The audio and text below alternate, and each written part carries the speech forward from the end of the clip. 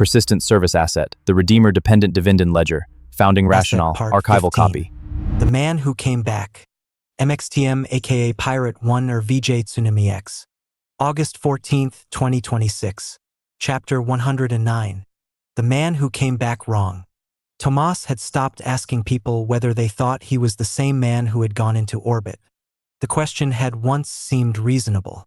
It had seemed like the kind of question that could be settled by documents, photographs, medical records, testimony from people who had known him before the launch, perhaps even by whatever remained of the mission archives. But the longer he remained on Earth, the more he understood that identity was not a matter of finding the correct file and matching it to the correct face. The problem was that the files themselves had been written by institutions that no longer existed in the form in which they had written them, while the man standing in front of the people who remembered him had access to memories that did not always behave like memories and knowledge that sometimes appeared without a history of acquisition.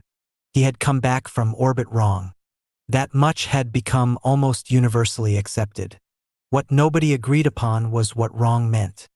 The first people who had encountered him after his return had assumed trauma, then neurological damage, then psychological dislocation, then some form of post-isolation cognitive disturbance. Each explanation had been reasonable until Tomas demonstrated something that made reasonable explanations inconvenient. He knew things he should not have known, and he did not know things he should have known. He could look at unfamiliar equipment and understand its architecture with the confidence of someone who had worked with it for years, yet he could be unable to remember the face of someone who insisted that they had once been important to him. He could reconstruct a technical sequence from fragments no ordinary person would recognize as related, but become genuinely uncertain about where he had lived before the mission, what he had eaten the previous week, or why a particular sound could make him suddenly angry without any apparent cause. The people around him had eventually stopped trying to fit him into the category of damaged astronaut. The more unsettling possibility had begun to take its place. Perhaps the person who returned had not been damaged. Perhaps he had been managed. The thought had first appeared in Tomas's mind as an irritation rather than a revelation. It came after one of his visits to the former Redeemer community, when an engineer who had once worked on continuity systems watched him reproduce a diagnostic procedure from memory and then asked him where he had learned it.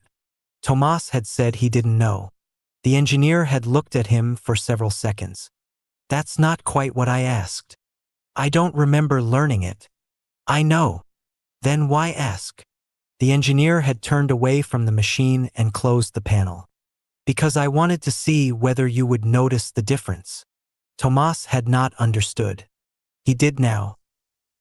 The difference between not knowing and not remembering was the first crack. The second was realizing that there was a third condition, knowing without remembering having learned.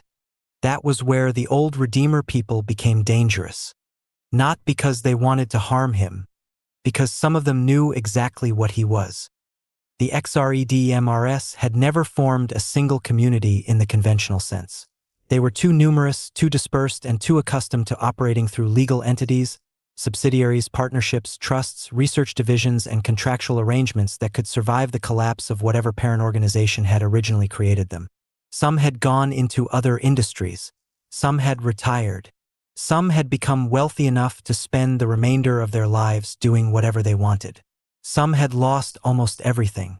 Some were still fighting old lawsuits. Some had been vindicated by subsequent events.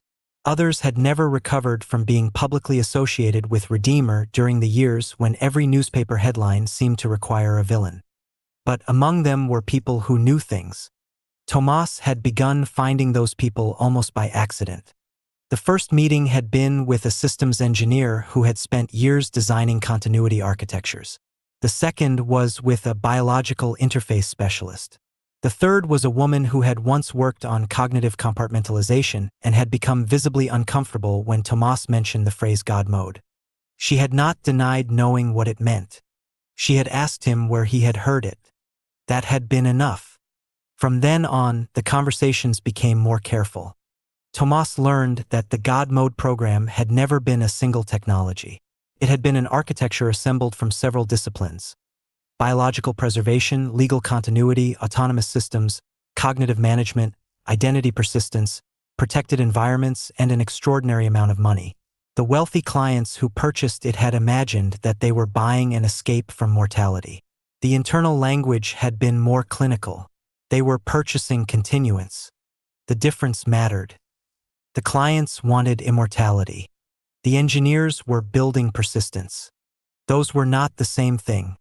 The former Redeemer specialist who eventually agreed to tutor Tomas did not tell him everything. He made that clear from their first session. You think I'm withholding information? You are. Correct. Why? Because you're not ready. Tomas disliked the answer. He disliked it more because it sounded like the sort of answer institutions gave when they wanted to control a person. I've heard that before. I know. Then give me another reason. The old engineer leaned back in his chair. Because you don't know the difference yet between recovering information and believing a story about yourself. Tomas stared at him. The engineer continued. That's the most dangerous part of what you're doing. You think the enemy is the lock. What is it? The person who opens the lock and decides immediately what must be behind the door. Tomas said nothing. Have an omniscient gatekeeper. The phrase stayed with him. Not a memory block. Not amnesia. A gatekeeper. Something inside his consciousness had access to more information about him than he did, and it controlled what could enter the field of conscious acquisition and what could remain outside it. The engineer explained that the system had not been designed simply to conceal facts. It was designed to regulate the conditions under which facts became personally meaningful. Tomas understood immediately why that was more frightening. If a memory was merely hidden, one could recover it. If the mechanism controlling memory also controlled the interpretation of what was recovered, then discovering a fact did not necessarily mean understanding it. You built that. The engineer looked at him. People built it. Did you? Parts of it. Was I one of the subjects? The engineer did not answer. That was an answer too. The technique they developed together was not a trick for remembering. It was a way of approaching the gatekeeper without declaring war on it. Tomas was taught to recognize the difference between spontaneous recall, externally induced association, technical recognition, and what the engineer called guardrail leakage. He learned to sit with fragments without immediately arranging them into a narrative. He learned to write down information before interpreting it. He learned to distinguish a sensory recognition from a memory and a memory from a conclusion. It was tedious. It was maddening. It was also the first time since returning to Earth that Tomas felt as though he were doing something deliberately rather than merely reacting to whatever his mind allowed him to experience. The danger appeared during the sixth session. He remembered the PCU, not as an image, as pressure, a sealed environment, the sound of circulation, the particular rhythm of mechanical systems regulating a body that was not supposed to be awake. Then came the sensation of looking upward. Except there had been no upward. The image was wrong. Tomas stopped breathing. The engineer noticed immediately. Stay where you are. I was there. I know. In the PCU. Yes. I was conscious. No. I was. The engineer stood. Tomas. I could see. Don't interpret it. I could see the earth. Don't. I was looking at the earth. That's enough. Tomas felt the memory begin to dissolve. He reached for it. The engineer grabbed his shoulder. No. Tomas jerked away. I need it. You need to stop. I finally have it. You have a fragment. It's mine. Yes. Then why can't I keep it? The engineer looked at him with an expression Tomas had never seen before. Fear. Not fear of Tomas. Fear for him.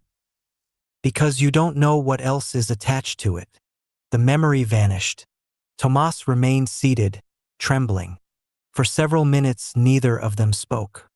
Eventually the engineer said, That is the price. What price? Override. Tomas looked at him. The guardrails are not only keeping information from you, they are maintaining a structure around you. If you force too much through too quickly, you can destabilize the structure itself. Meaning you can remember something and lose something else.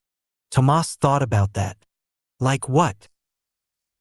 Orientation, temporal sequencing, emotional continuity, recognition. Sometimes the mind fills the missing architecture with something plausible. False memories. Not exactly. Something worse. What? Memories you cannot distinguish from the truth. Tomas understood. The engineer sat back down. God mode was designed for people who were supposed to continue. Continuity was the objective, not historical accuracy. The sentence disturbed Tomas more than anything he had heard that day. Then what was I supposed to continue? The engineer looked away. I don't know. Tomas knew he was lying. He also knew the man was not ready to tell him. That was the first time Tomas understood that the truth might not be hidden because it was classified. It might be hidden because somebody was afraid of what would happen if he knew it. Vasper encountered the same problem from the opposite direction. She had not become feral in a single event.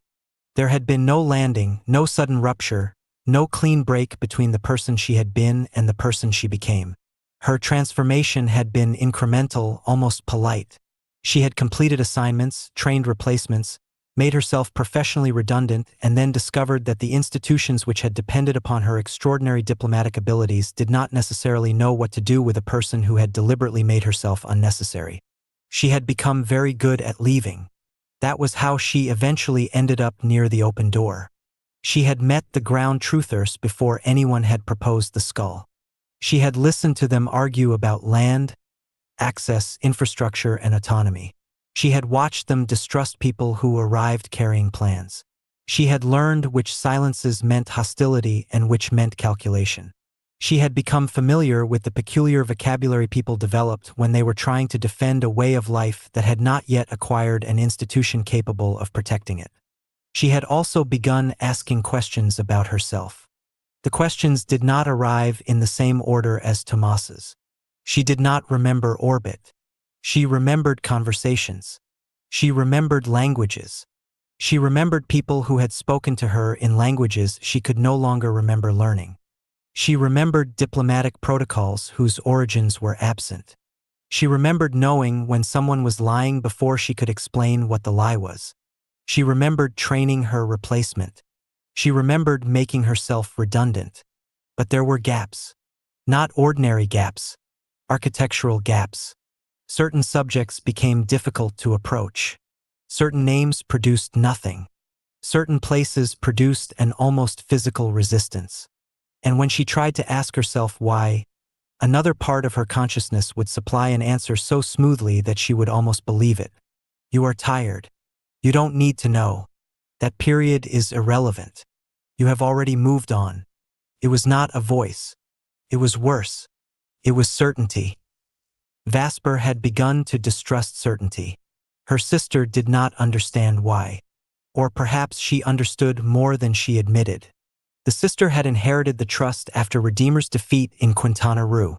The money had survived the institutional catastrophe differently from the people who had built the system. Lawyers had protected what could be protected. Assets had moved. Obligations had been disentangled. The trust had remained. Vasper had not. Her sister had become a beneficiary of the wreckage. She had also done something that complicated the morality of the inheritance. She had begun putting the money back into the technological lineage from which it had come. Some of the capital was now finding its way into projects affiliated with former Redeemer personnel, including the increasingly ambitious infrastructure being assembled around Aldea Zama and the emerging TLP system. She was not trying to resurrect the old corporation. She knew better. But she believed that the people who had built the useful parts of Redeemer should not be forced to abandon their work because the institution had destroyed itself. Vasper could understand that.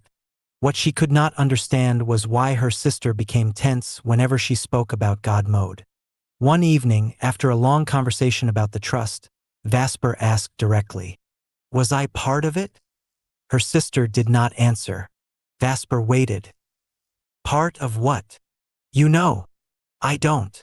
You're lying. Her sister's face tightened. You're very good at that. I was trained to be. The words came out before Vasper could stop them. Her sister looked at her. Who trained you?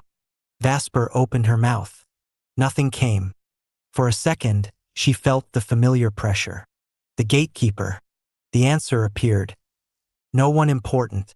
She almost said it. Then she stopped. Her sister saw the hesitation. Vasper, I don't know. It was the first time she had said those words without allowing the mechanism inside her to complete the sentence. Her sister looked frightened. That frightened Vasper more than anything else. Tomas and Vasper did not begin their relationship by falling in love. They began by comparing notes. At first, it was almost clinical. She showed him a phrase she could translate into 4 languages but could not remember learning. He showed her a diagram he understood but could not explain.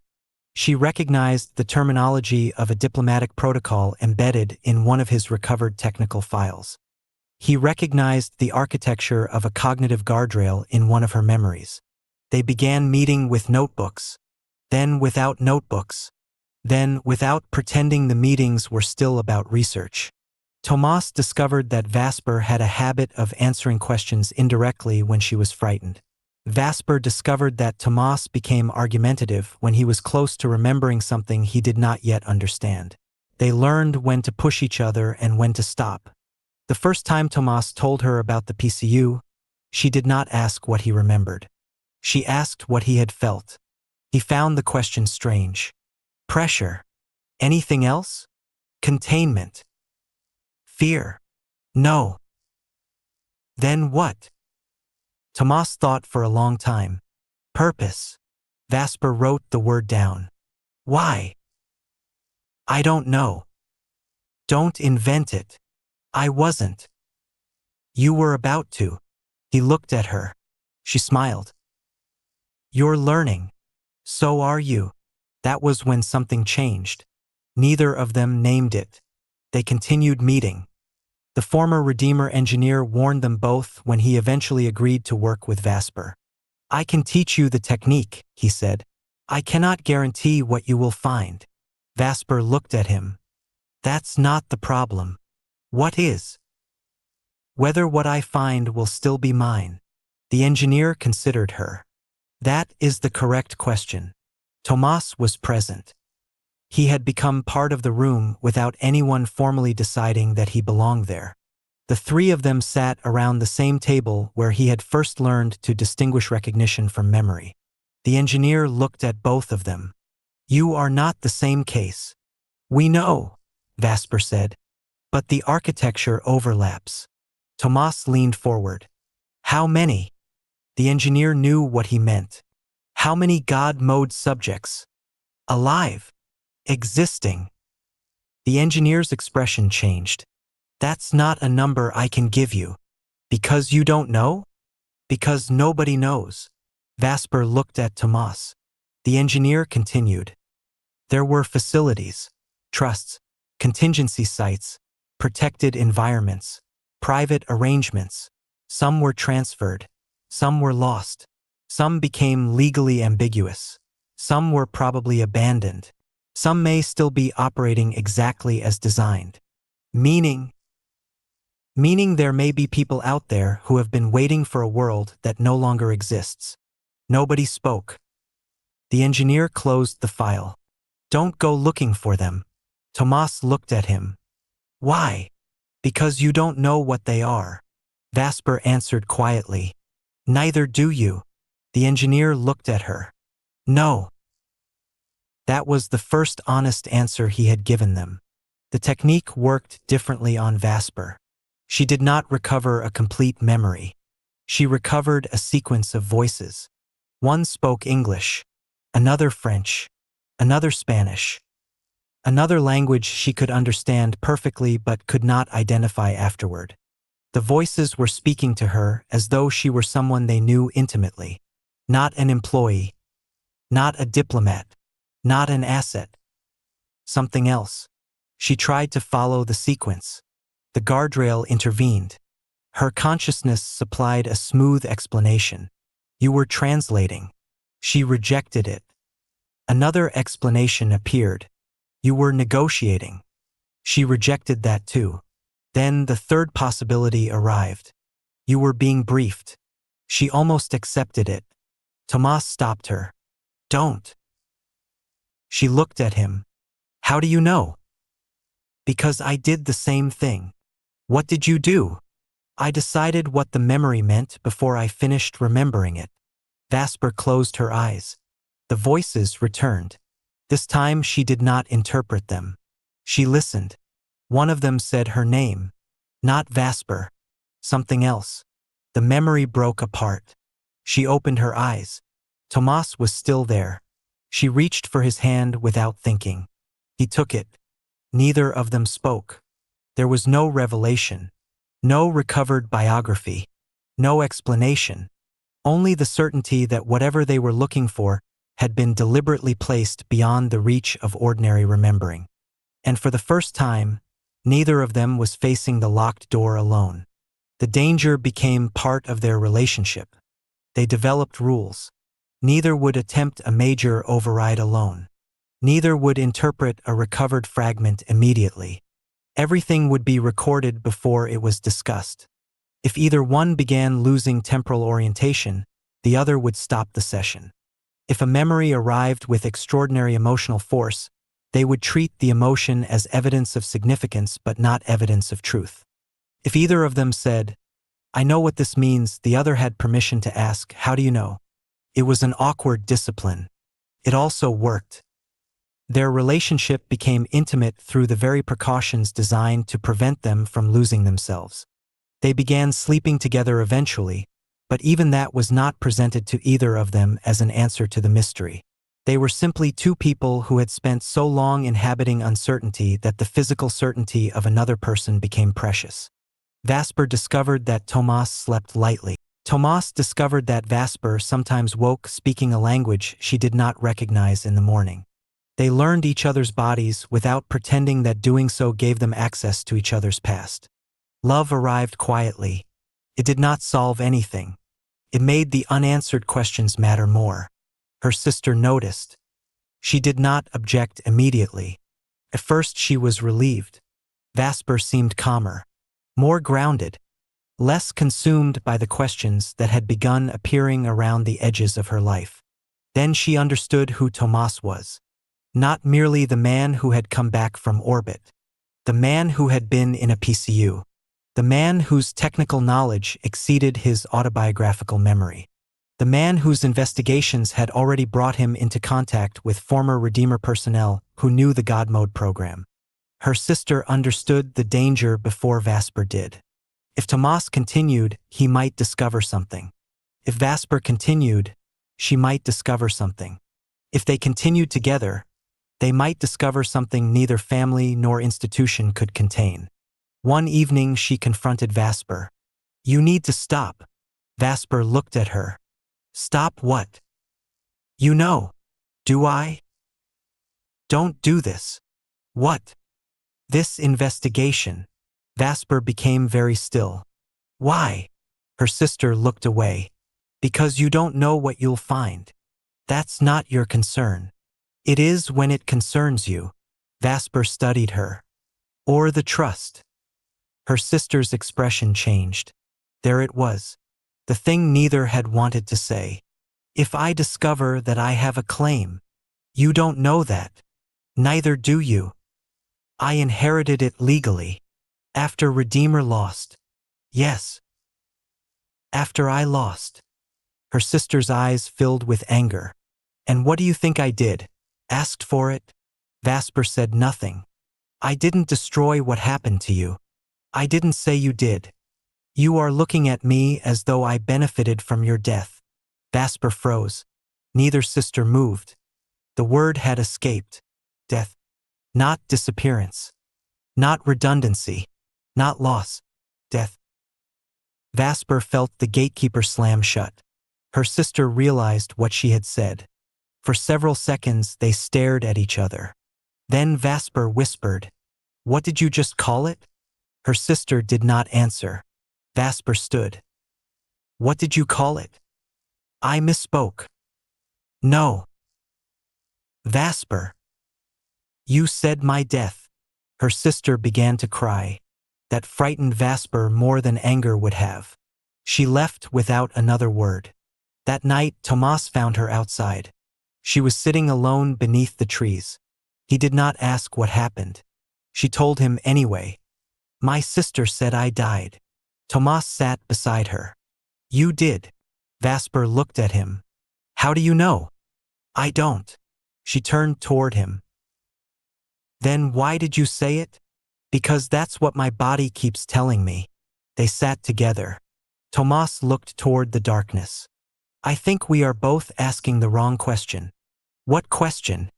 Who we were. Vasper waited. I think the first question is what happened to us. She understood.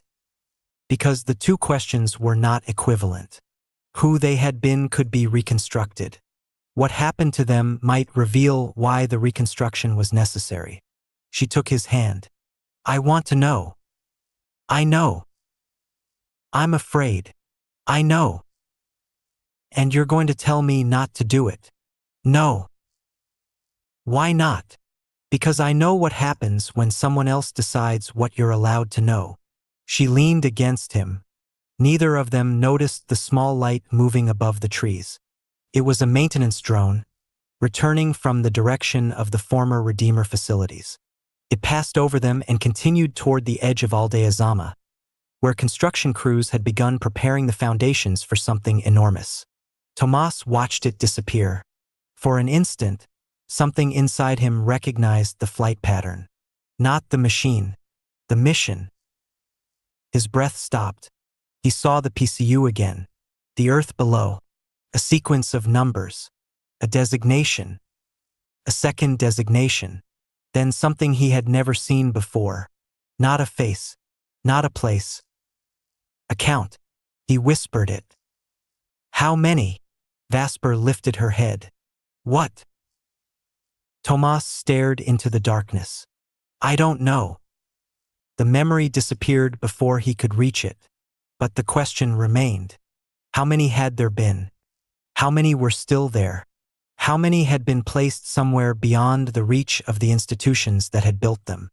How many had been waiting, sleeping, preserved, hidden, protected, forgotten, or simply left behind while the world that had purchased their continuance collapsed around them? Tomas did not know. Vasper did not know. The former Redeemer engineers did not know. And somewhere, perhaps in orbit, perhaps beneath the earth, perhaps inside a facility whose legal ownership had changed hands 3 times without anyone discovering what remained in its deepest chamber, there could be another person who had once been told that the future had been secured. The future had arrived. It simply had not arrived for everyone at once. Tomas squeezed Vasper's hand. She squeezed back. Neither of them said that they would find the others. Neither of them promised that they would recover everything. They had learned enough about the architecture of their own minds to understand that promises could become another form of pressure. Instead, they stayed where they were, together, while the machinery of the district continued moving around them. For the first time since he had returned to Earth, Tomas did not feel as though he had come back alone. And for the first time since she had begun becoming unnecessary to every institution that had once known what to do with her, Vasper did not feel that redundancy meant disappearance. They still did not know who they had been.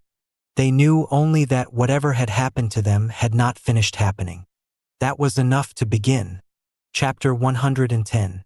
The building at the edge. The first thing the ground truthers noticed was that the building was not where a building of its ambition was supposed to be. It was not in the middle of Aldea Zama, where a project of sufficient size could have been wrapped in commercial language and made to appear inevitable by surrounding it with the properties whose values would rise because of it. It was not tucked into one of the established upper-tier enclaves, where the residents could pretend that whatever machinery arrived was simply another amenity they had purchased without having to look too closely at where it came from. It was not on the occupation side of the district either, where the announcement would have been interpreted as another intrusion into a settlement that had already spent years learning to distrust promises made in polished rooms. It was at the edge. The map made that unmistakable. The formal streets of Aldea Zama approached it from one direction. Beyond the proposed site, the settlement became less formal, then less settled, then something that could not honestly be called urban at all. The ground truthers had occupied pieces of that gradient, sometimes legally, sometimes by necessity, sometimes because nobody had yet decided what the land meant in the new order. Some had cleared small areas. Some had built. Some had planted. Some had merely marked places where they intended to build later. Their presence was uneven, provisional, and, to an outsider, perhaps unimpressive. But the Edge knew they were there. That was why the people who had spent months designing the building in secret had waited until almost everyone else had been consulted before coming to them. The last constituency to be invited was the one whose territory would determine whether the project could touch the wilderness without immediately beginning to consume it. By the time the ground truthers were brought into the process, the project was no longer a fantasy. The capital had been assembled. The engineering had been completed. The ownership structure had been divided into enough pieces to prevent any one participant from becoming the proprietor of the whole. The Skyfish Cooperative had committed its aerial logistics architecture. The Robotics Guild had committed its ground systems. The post-professional guilds had contributed the people who had once designed things for corporations that no longer existed in the form those people remembered. Former redeemers had contributed technology, patents, manufacturing relationships, systems knowledge, and, in some cases, money that had survived the company's destruction by having already escaped into other jurisdictions. The upper tier had contributed capital that did not need to be explained to anyone. And beneath all of it, although only a fraction of the people sitting at the table understood the full implications, the emerging pipe dream system had begun to shape the building's deepest architecture. The ground truthers knew none of this when they arrived. They knew only that they had been invited very late. That alone made them suspicious. Vasper knew why. She had seen the plans before they were shown to them, though never the entire set. Nobody seemed to possess the entire set. That was becoming a characteristic of the new order. The project was too large to belong to a single institution and too distributed to be understood by any one of its participants. The old Redeemer Consortium had worked that way because it had been a corporation with innumerable moving parts and jurisdictions. This was something stranger. Its components were no longer gathered under one roof at all. Vasper had once been very good at understanding institutions from the inside. Now she was becoming very good at understanding what happened when institutions lost the ability to own the future they had helped create. Her sister was already involved. That fact had complicated everything. The trust she had inherited after the Quintana Roo judgment had given her access to capital that most people in the room could only imagine. She had not spent it on preserving the old order. She had been putting portions of it back into projects whose technical ancestry ran through Redeemer, including the infrastructure now taking shape at the edge of Aldea Zama. That made her, in the eyes of some ground truthers, both a beneficiary of the catastrophe and one of the people financing its aftermath. Vasper knew better than to defend her before the argument had been made. She also knew better than to pretend that the money had appeared from nowhere. The old world had not disappeared. It had scattered. This was what it looked like when some of its pieces began assembling themselves into something neither the courts nor the people who had destroyed Redeemer had anticipated. The ground truthers entered the meeting room without shaking hands. Nobody took offense. The people who had invited them had expected worse. Elise Moreau, representing the Post-Professional Engineering Guild, waited until everyone had found a place before turning on the first projection. The image was deliberately simple. No promotional rendering. No sunset behind the building. No human figures posed beside it to make its scale comprehensible. Only a map. The formal Aldea Zama grid appeared first. Then the less formal roads. Then the occupied areas. Then the wilderness. Finally, a single line appeared. It entered from the established road network and terminated at a point near the edge. One of the ground truthers leaned forward. "What's that?" "The access road," Elise said. "How many?" "One." "For the project?" "Yes. One road into a building of that size." Yes. And out. The same road.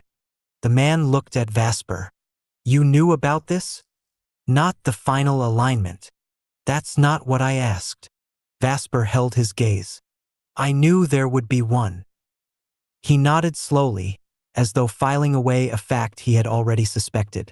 Then he pointed to the map. That crosses occupied land. Elise did not pretend otherwise. It does. Whose? We'll identify every affected parcel before anything is finalized. Some aren't parcels yet. That came from a woman at the far end of the table. She had been silent until then.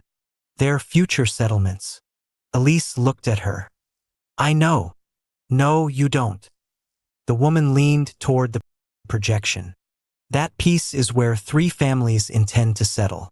That one is where the northern food forest is supposed to extend.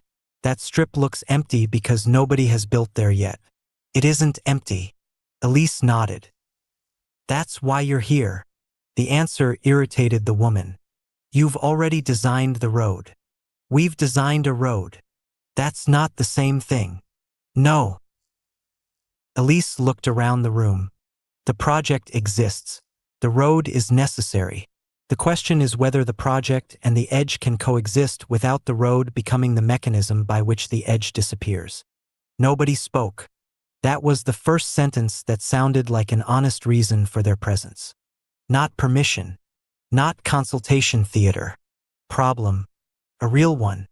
And the ground truthers were being asked to solve it because they understood the problem better than the people who had drawn the original line. Vasper watched them absorb this. She had learned, during years of diplomatic work, that the most dangerous moment in a negotiation was not when people became angry. It was when they became interested. Anger could be waited out. Interest demanded an answer. Elise changed the projection. The building appeared. For several seconds, nobody said anything. The structure rose from the map at the edge of the district with an almost indecent scale. Its lower mass was dense and vertical, but the upper portion expanded outward into a vast geodesic enclosure whose geometry suggested the human skull without reproducing it literally. The form was severe enough to avoid becoming an amusement park caricature, yet unmistakable enough that nobody needed to ask what it represented. The skull was not an ornament placed on a tower. The tower seemed to be growing into it. Its ribs formed a great protective exclosure around an aerial volume in which hundreds of machines could be housed, serviced, charged, inspected, and launched. The sun-facing surfaces were designed for energy collection. The darker side carried programmable luminous panels, so that the building could become a visible civic instrument at night rather than another blank wall rising above the district.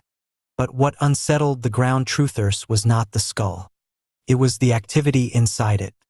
Drones moved through the structure in organized streams. Cargo arrived. People arrived. Machines departed. Maintenance systems moved between decks. The building was not a monument. It was a machine for receiving the world. What is it? Someone finally asked. The Skyfish representative answered. Our first real interchange. Interchange between what? Air and ground, people and goods, autonomous systems and human circulation. And us. He looked toward the ground truthers. You haven't been integrated yet. The room became very quiet. He corrected himself. That's what we're here to negotiate. The ground truthers looked back at the structure. The building had begun to look less like an intrusion and more like a machine sitting exactly where several systems were about to collide. The upper tier would use it. The post-professionals would use it. The Skyfish Cooperative would use it. The occupation would use it. The city would use it. The future industrial systems below would use it. And if the designers were telling the truth, the wilderness itself would use it without being required to become a road network. That last proposition was still unproven. Then the Robotics Guild brought out the machines. The first quadruped walked onto the projection. It was not a robot dog. That was the first thing the ground truthers noticed. It was too broad, too practical, too heavily engineered. Its body sat low over 4 articulated limbs capable of independently reading terrain. It had no face and no attempt had been made to give it one. Its front assembly could accept different tools or cargo modules, while the central platform could carry supplies, equipment, or passengers. The machine crossed limestone, climbed. It descended. It moved through mud. It stepped over roots. It stopped at the edge of a shallow depression, assessed the ground, and chose another route without waiting for instructions. How many? Mateo asked. Currently? Yes. Enough for deployment. That's not a number. The robotics representative smiled. We're not trying to sell you a demonstration. The projection changed. A manufacturing hall appeared. Then another. Rows of partially assembled quadrupeds extended into the distance. The ground truther stared. They're already being built. Yes. Where? The representative hesitated only long enough to decide that the question had been anticipated. In the developing TLP industrial zone. Someone laughed incredulously. There is no TLP industrial zone. There isn't one that has been announced. The laughter stopped. Vasper watched Tomas. He had been standing at the back of the room listening. The word TLP had affected him differently from the others. Not because he understood it, because some part of him recognized the architecture implied by it. He did not speak. Vasper noticed. She always noticed. The robotics representative continued. The machines are already being manufactured in quantity. They are designed specifically to prevent the expansion of paved transportation into terrain that doesn't need it. One of the ground truthers looked at the map. So you're saying we get robots instead of roads? We're saying you don't have to build roads for them. Who owns them? The cooperative deployment pool. Meaning, they belong to the system, not to a private household or company. Can we repair them? Eventually, yes. Eventually isn't good enough. We'll train local technicians from the beginning. Can we modify them? Within safety limits.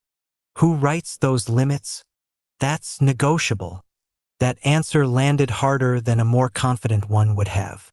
The ground truthers had expected a sales pitch. Instead, they were encountering people who were willing to admit where the architecture remained unfinished. Vasper understood why. The Robotics Guild was not offering them machines as a gift. It was offering them a transportation philosophy. The machine would adapt to the terrain. The terrain would not be forced to adapt to the machine. That was why the road could remain singular. The road would carry what could not reasonably be carried any other way. Everything else could leave the road behind. The difficult part came after the machines. The map returned. The road remained. Elise enlarged the affected territory. This is where we have a problem. Your problem, Mara said. Our problem. Don't make it ours. Elise accepted that. Several existing occupations would be affected. Several planned settlements would be affected. We have no intention of pretending otherwise. Expropriation. The word hung in the room. Acquisition where possible, Elise said. Expropriation only where necessary and under the applicable transition authority. The ground truthers reacted immediately. The discussion became loud. Vasper did not intervene. She knew better.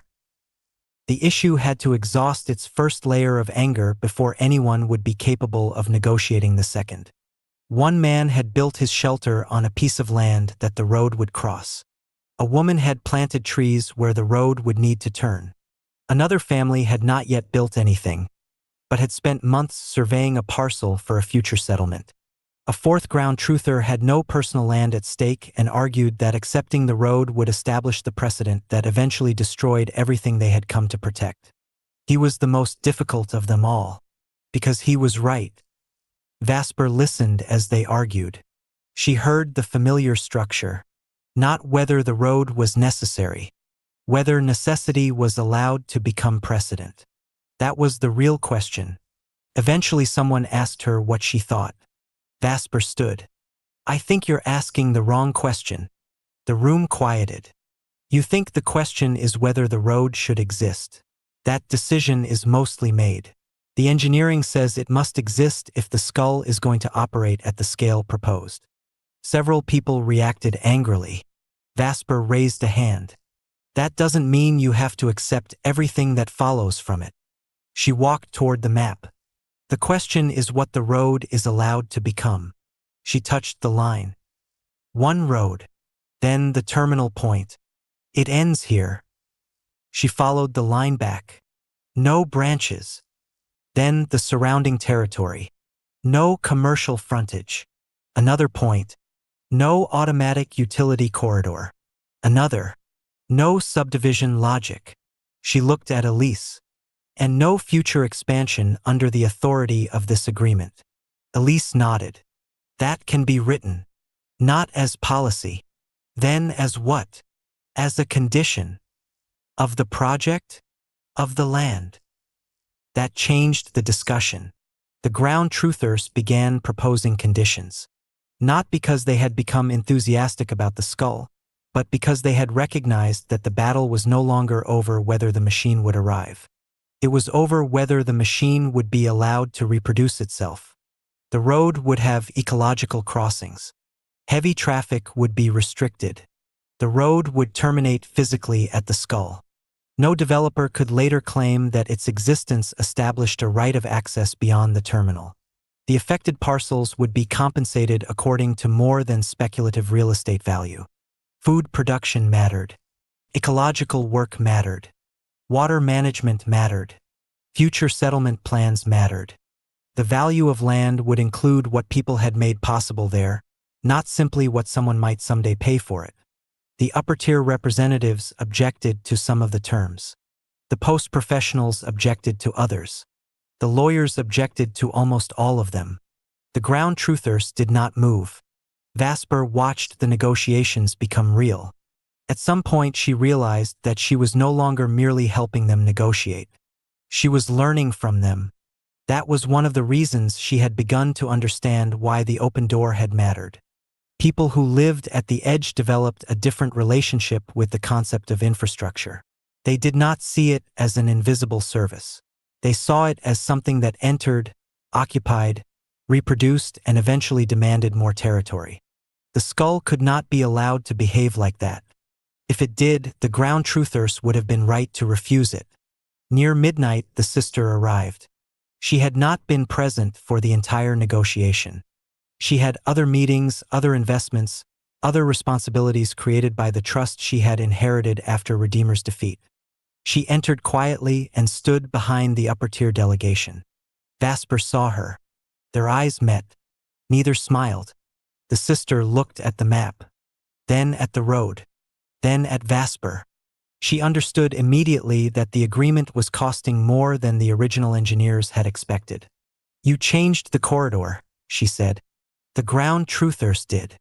How much?" "Enough." Her sister looked at the lawyers. "Can we afford it?" One of them answered, "Yes." She nodded. "Then we can afford it." Vasper looked at her. The ground truthers noticed. One of them asked, "She's financing this?" The sister answered herself, "Part of it."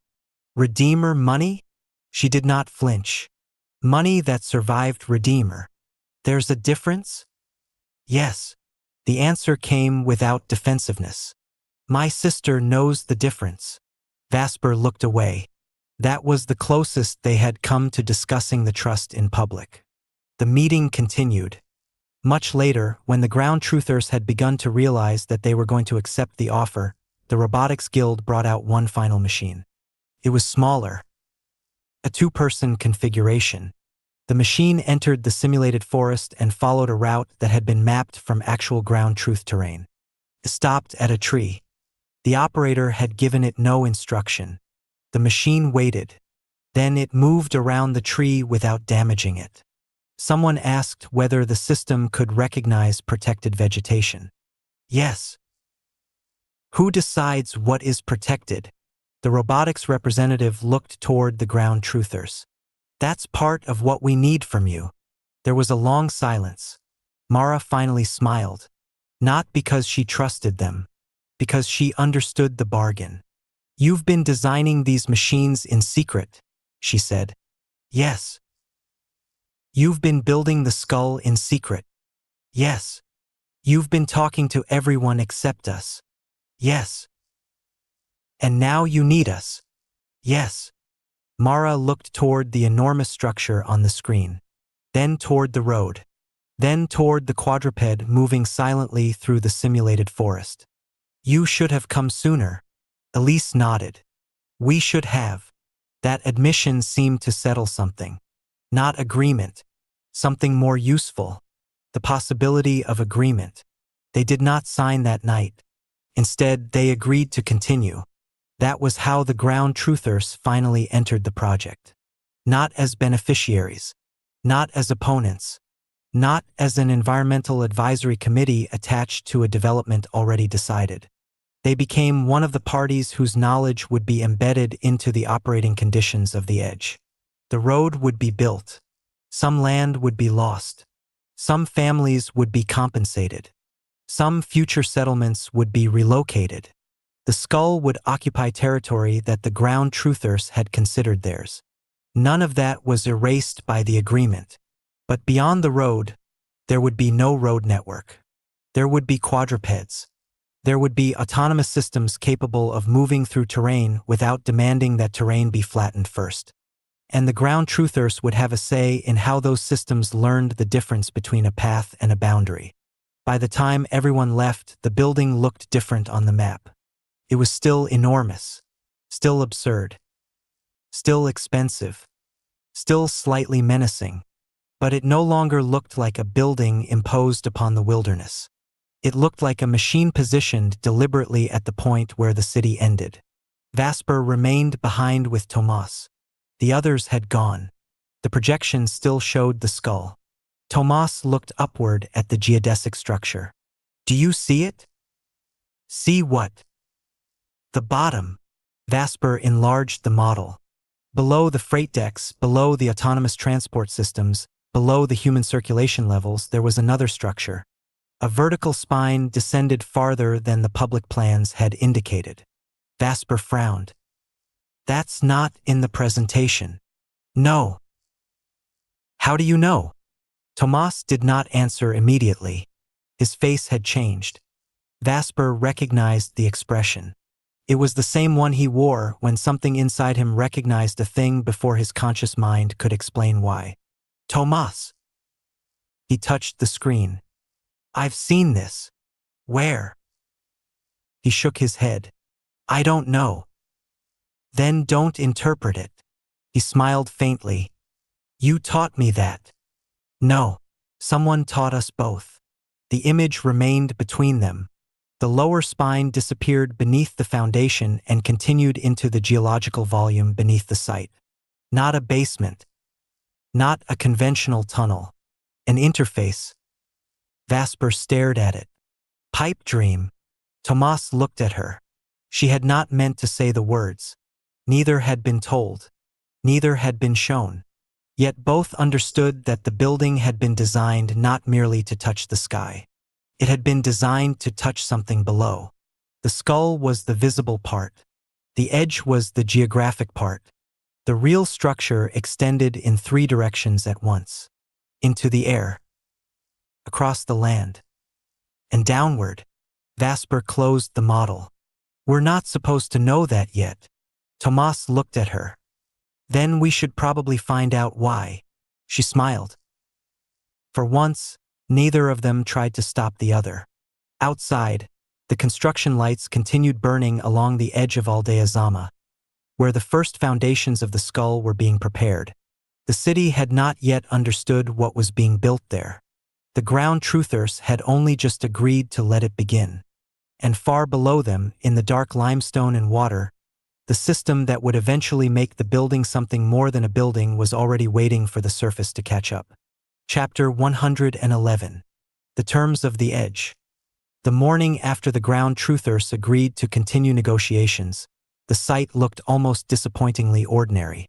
There were no towers yet, no drones circling the proposed aerodrome, No great geodesic skull suspended above the trees to announce that the edge of Aldea Zama had become the first frontier of something much larger. There was only a cleared section of ground, a temporary survey fence, several pieces of equipment parked beneath canvas, and the limestone itself showing through the vegetation wherever the survey crews had disturbed the surface. The forest had the peculiar appearance of having been interrupted rather than conquered.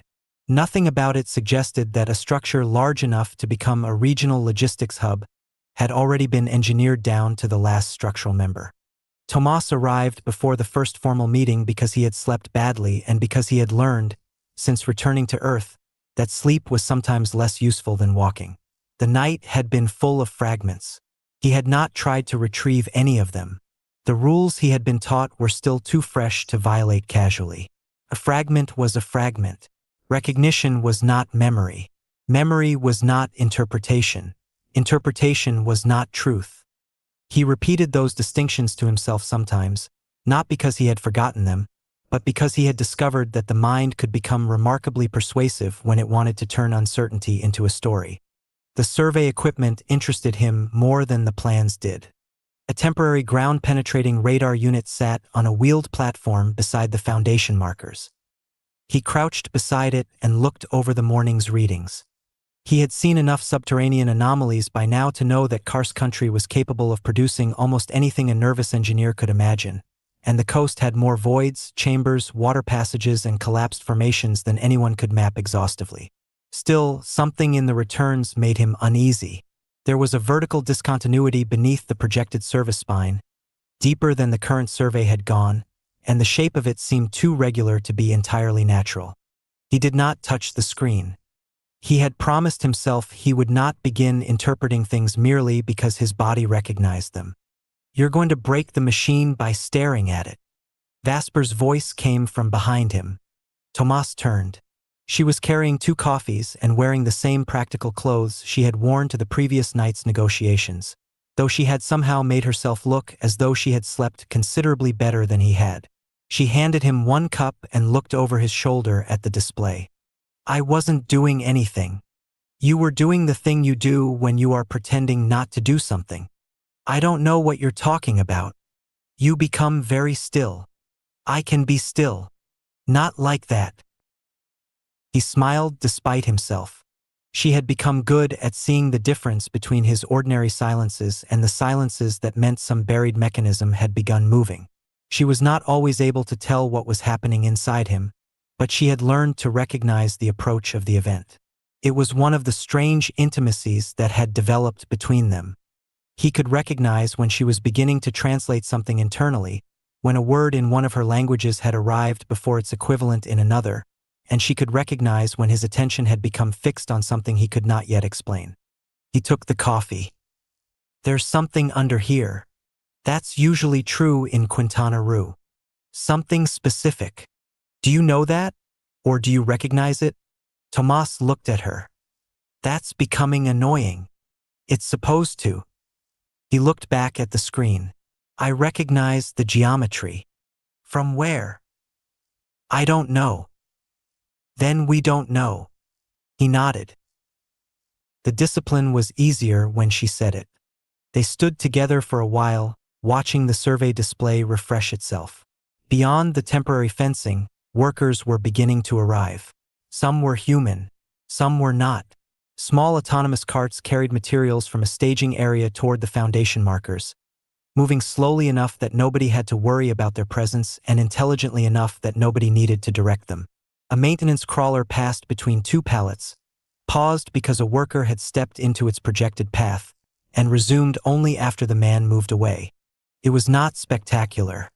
That was what made it significant. The robotization of Aldea Zama had not arrived as an invasion of humanoid machines marching down the street.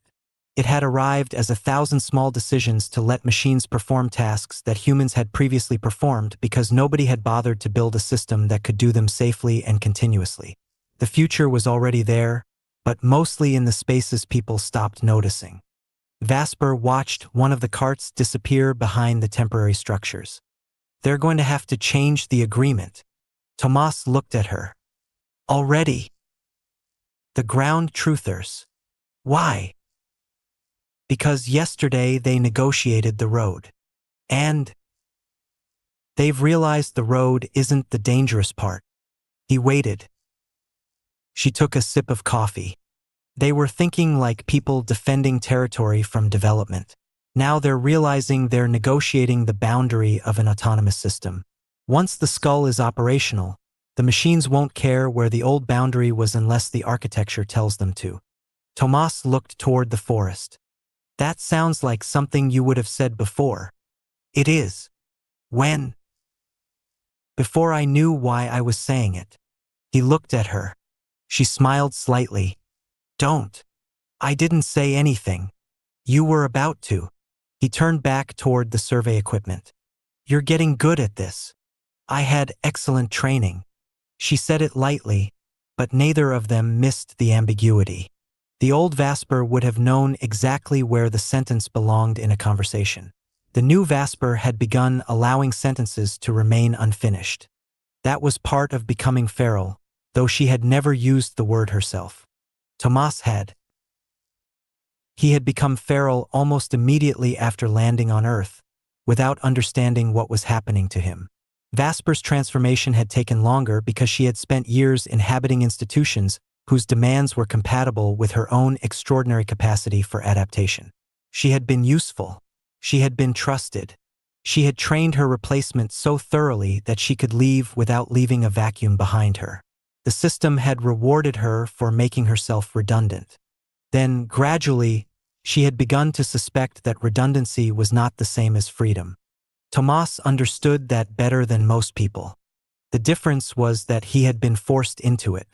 She had chosen it. Neither knew yet what that difference would cost. The formal meeting began at 9. It took place in a temporary building overlooking the future site, with the walls opened on two sides so that nobody could pretend the project was being discussed somewhere separate from the terrain it would alter. The arrangement had been deliberate. The ground truthers had insisted upon it after rejecting the first proposal for a sealed conference room in one of the district's existing buildings. They had also brought maps of their own. These were not digital. They had been printed, annotated, folded, unfolded, and annotated again. Some carried notes in different hands. Some showed proposed settlement areas that existed only as intentions. Others marked water flow, food-growing areas, walking routes, places where certain animals nested, areas where people had already agreed informally not to build. The engineering consortium's maps looked cleaner. The ground truthers' maps contained more information. That difference had become impossible to ignore. Elise began by acknowledging it. We've reviewed everything you gave us last night. Mara, who had become the most persistent voice in the ground truther delegation, leaned back. And we were wrong about 3 things. Nobody expected that answer. Elise continued before anyone could interrupt. We assumed some of the unbuilt areas were simply undeveloped. They aren't. We assumed the drainage pattern around the northern corridor could be engineered around. It can't without creating secondary effects that would be unacceptable. And we assumed the aerial and ground systems could be separated operationally once the skull is active. She looked toward the Skyfish representative. They can't. The Skyfish man nodded. The building isn't an airport in the conventional sense, he said. It's an interchange. Air traffic, ground transport, cargo handling, maintenance, and human circulation are all coupled. Which means, Mara asked, which means the decisions made about the ground boundary will affect the airspace boundary. And the airspace boundary will affect the ground. Yes. One of the ground truthers looked irritated. You're telling us that the thing is more complicated than you told us. No, Elise said. We're telling you that now we know how complicated it actually is. That distinction did not satisfy everyone, but it was honest. The next 3 hours were spent redrawing the project. The road remained. That had become unavoidable. But its legal and physical character changed. It would not be a development road in the ordinary sense. It would be a controlled logistics corridor with no automatic development rights attached to it. The parcels affected by the alignment would be treated individually rather than absorbed into a generic acquisition zone. Existing occupants would receive compensation and relocation rights negotiated case by case, while future settlement claims would be reviewed according to the actual history of occupation and use rather than whichever claimant had the most persuasive lawyer. The ground truthers insisted on another condition. The road could not become a precedent, could reach the skull, could service the skull, could be widened only under a new agreement. It could not be used as an argument that the wilderness beyond it had become available. The lawyers spent 20 minutes objecting to the wording. Mara spent 40 minutes making it worse for them. Eventually Vasper intervened, not to settle the argument but to translate it into something the lawyers could accept without losing the principle. She had done this thousands of times in other contexts. What made this different was that she no longer had an institutional mandate. There was nobody behind her. Nobody could fire her for negotiating too aggressively. Nobody could promote her for getting the desired result. She was doing it because she had decided that the result mattered. That realization disturbed her more than she admitted. Her old life had been built around mandates. Now she was beginning to understand what it meant to act without one. Tomas watched her from across the room. He recognized the expression. She was afraid, not of the ground truthers, of herself. By lunchtime, the project had acquired its first real constitution. It was not called that. The lawyers called it a site protocol. The ground truthers called it a boundary agreement. The engineers called it a constraints package. The Skyfish Cooperative called it an operating envelope. Nobody called it a constitution because that word carried implications nobody was ready to discuss. But it functioned like one. The skull would sit at the edge. Its footprint was fixed. Its aerial exclosure would have a defined operational volume. Its ground access would be singular. Its autonomous transportation systems would be permitted to operate beyond the road, but only according to ecological and community protocols developed jointly with the ground truthers. Human passengers would not simply walk into active drone zones. The building's circulation system would separate people from autonomous traffic, with enclosed human transport corridors connecting the terminal, lower decks, and public spaces.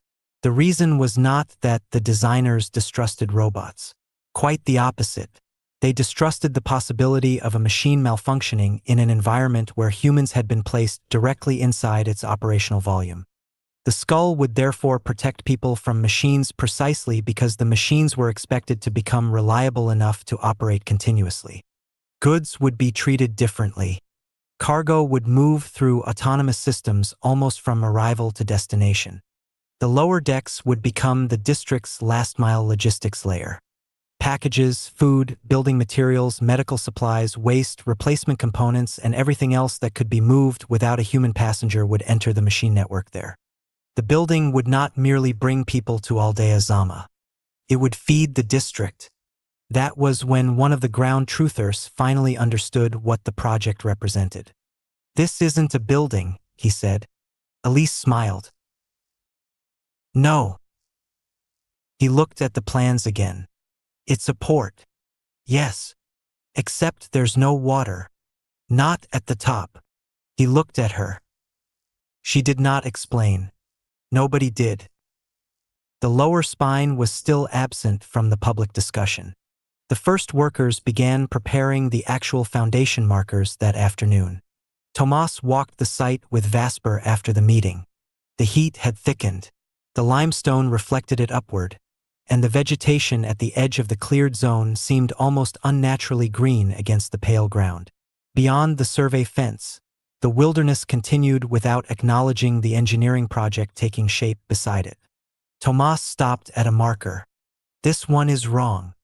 Vasper looked at him. "How?" "It's 2 meters too far east." She checked the plans. "It isn't." "I know."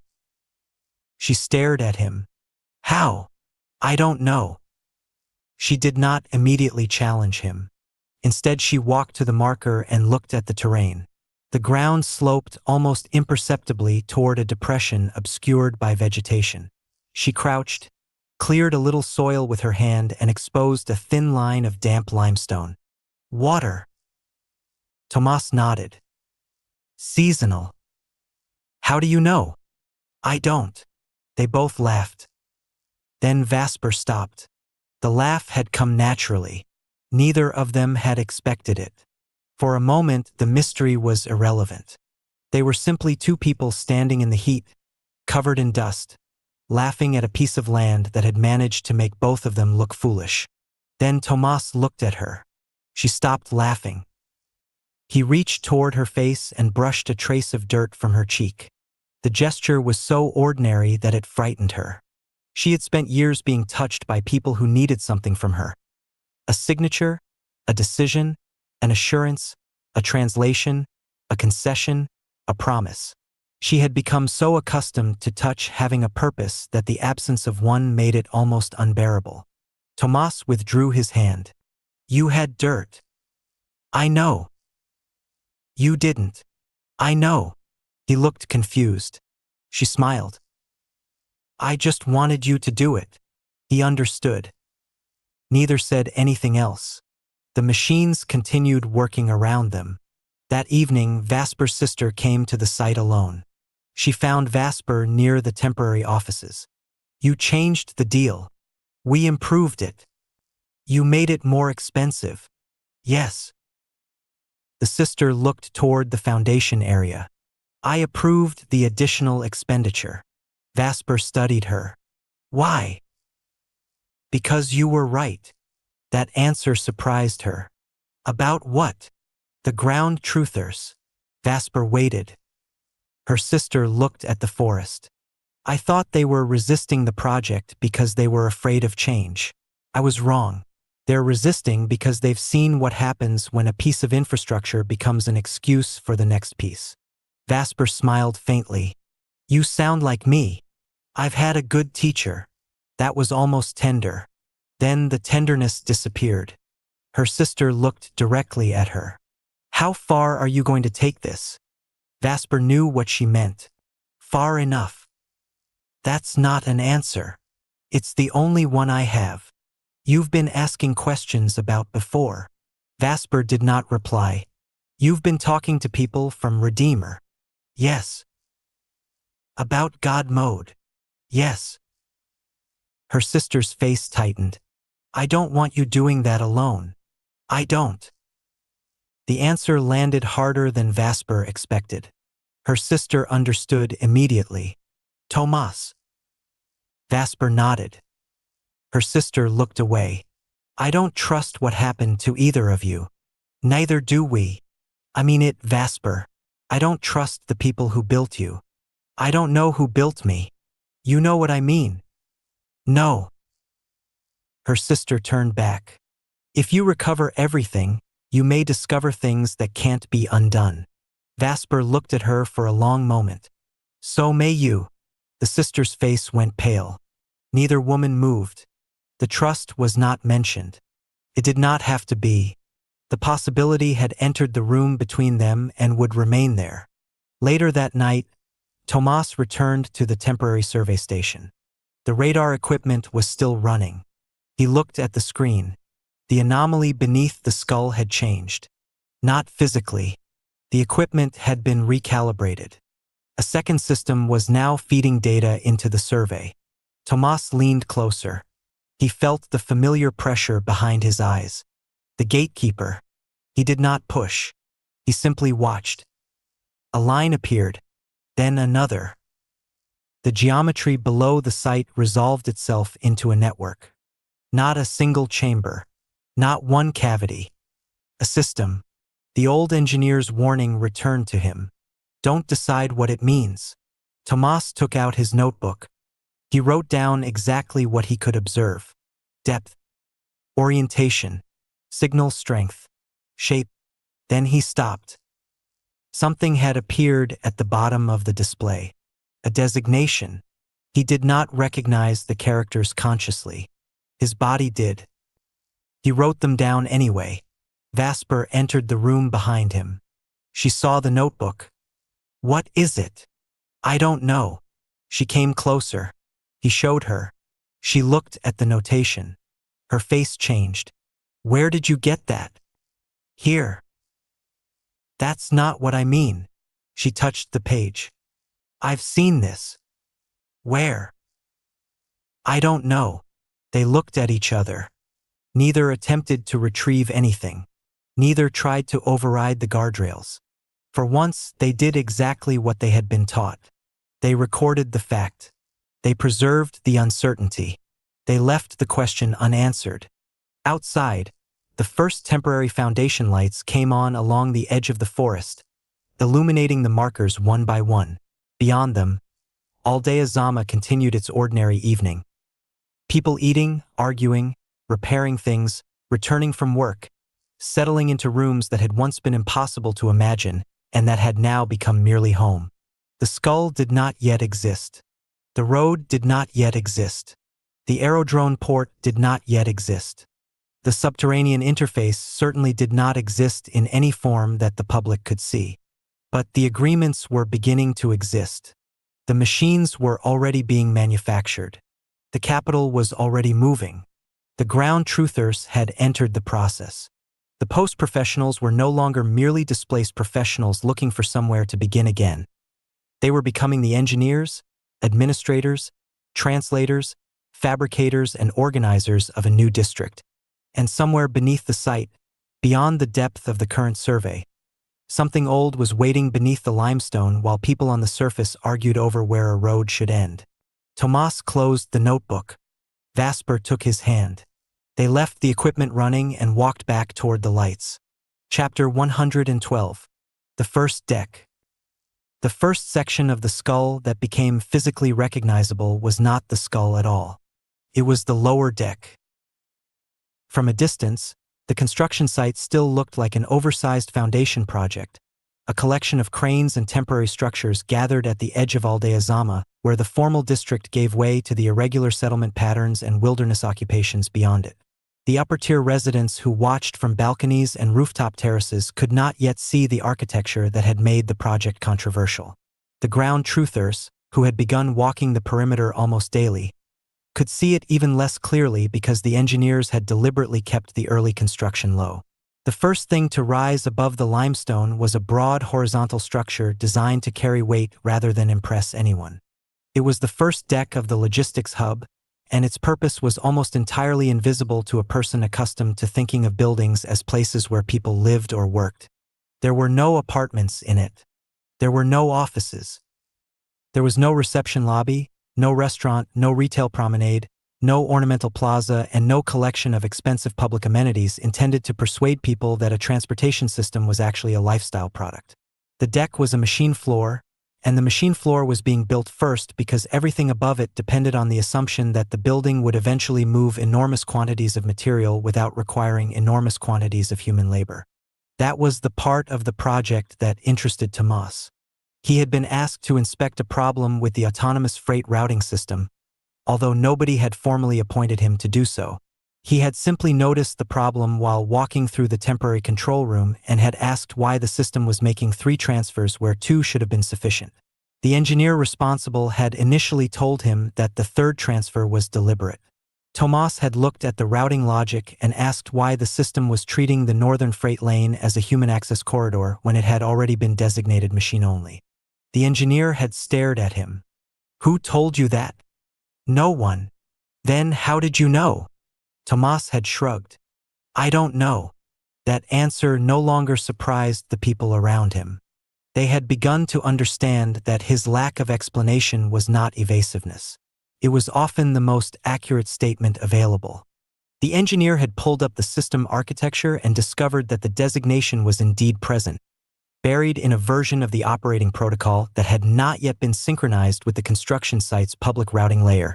The discrepancy was corrected before anyone could ask why Tomas had recognized it. He left the control room uneasy.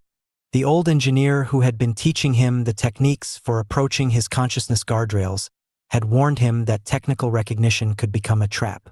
A person could know something for reasons that were not accessible to memory, but that did not make every spontaneous recognition a recovered truth. The knowledge might have belonged to an earlier system. It might have been implanted, inherited, trained, or simply encoded into procedural pathways that survived the destruction of autobiographical memory. Tomas had begun keeping two notebooks. The first contained what he knew. The second contained everything he believed he knew and had not yet proved. The second notebook was getting thicker. Vasper had teased him about it until she realized that she was keeping one of her own.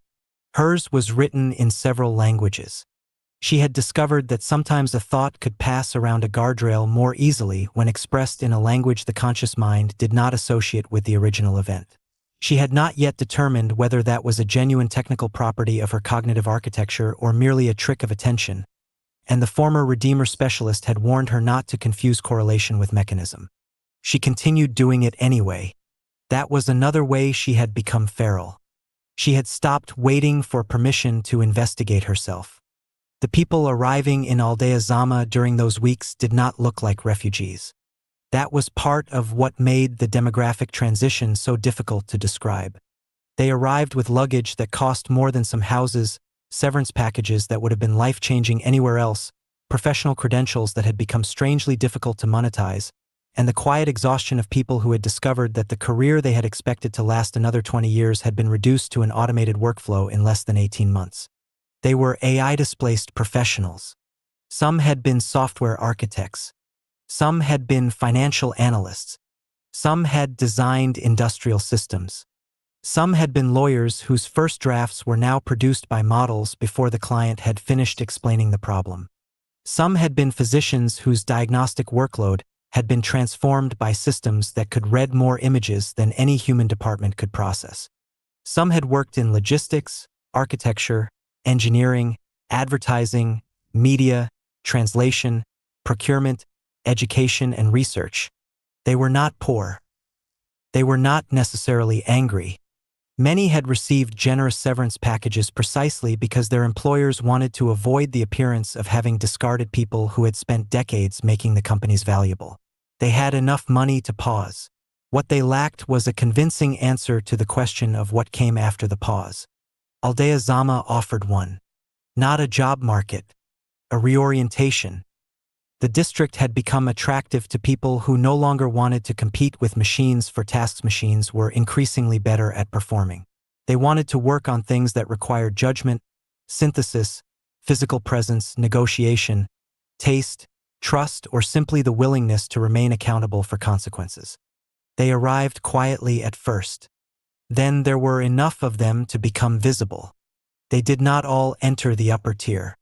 Some bought or leased conventional property. Some joined guilds. Some became consultants. Some joined fabrication cooperatives. Some moved toward the ground truthers and discovered that wilderness occupation required far more technical competence than the stereotype suggested. Others discovered that the upper tier had already developed an appetite for exactly the skills they possessed. The distinction between old wealth and new professional wealth began to blur. The upper tier remained the upper tier. The people who had owned land, capital, and institutional relationships before the transition did not suddenly become equals with people who had arrived with severance money and a laptop. But the newcomers brought something the old upper tier could not simply purchase. They knew how the machines worked. They understood artificial intelligence not as a consumer product but as the infrastructure that had displaced them. They knew what automation could do, what it could not do, and where its confidence exceeded its competence. They were therefore useful, very useful. The guilds began absorbing them. The district began changing again. One of the new arrivals, a former systems architect named Elena, spent her first month trying to understand why Aldea Zama had become the place where she wanted to live. She had expected the answer to be economic. Instead, it turned out to be architectural. She had spent 22 years designing systems for organizations that assumed every human activity could eventually be represented as a workflow. Now she was surrounded by people designing a place where workflows had to coexist with weather, geology, food, water, insects, property disputes, family obligations, cultural memory, and people who could simply refuse. The refusal fascinated her. She joined the Logistics Guild. Within 3 weeks, she was working on the skull. Within 6 weeks, she had begun arguing that the building's most important function was not transport but translation. The system had to translate between modes of movement that had different requirements. A drone could cross a territory without a road. A quadruped could move through terrain that a wheeled vehicle could not. A human needed protection from both when the systems operated at high density. A piece of cargo did not care about any of those distinctions. A medical patient cared about all of them. The skull therefore needed to know not simply what was being transported, but what kind of existence was being transported. When Elena presented the idea to the guild, one of the older engineers laughed. "You're making a philosophy out of a loading dock." She smiled. "No, I'm discovering the philosophy that was already hidden in the loading dock." Nobody laughed the second time. They gave her a larger office. The ground truthers noticed the new professionals before they noticed the building's growing height. The newcomers did not arrive with the same hostility toward technology that some of the older ground truthers had expected. They had been displaced by technology, but that was not the same thing as hating it. Many had spent their entire adult lives building systems that had eventually made their own positions redundant. They understood the machine too well to romanticize it. That made them useful intermediaries. One afternoon, Mara found herself sitting beside a former robotics engineer who had recently joined the district's Ecological Systems Guild. They were watching a quadruped move through a narrow trail near the edge of the ground truth territory. "It doesn't scare you?" Mara asked. "Why would it? It's a machine. So is a refrigerator. This one walks. So do I." She looked at him. He smiled. "I know what you mean, but I've spent 20 years watching people blame machines for decisions that humans made. I don't want to do that anymore." The quadruped stopped. A small sensor array rotated. It had encountered a fallen branch. The machine did not climb over it. Instead, it moved around it, then stopped again. The engineer frowned. "That's new." "What?" "It used to step over those." "Why did it stop?" "I don't know." He walked toward the machine. Mara followed. The robot had detected a cluster of seedlings beneath the branch. It had been taught, through the ecological mapping system developed with the ground truthers, to treat the area as a protected regeneration zone. The engineer crouched beside it. "Someone changed the model." Mara looked at him. "Who?" He looked at her. "Probably you." She laughed. "I don't know how to program a robot." "You don't need to. You told us where not to step." That was the beginning of something neither of them recognized at the time.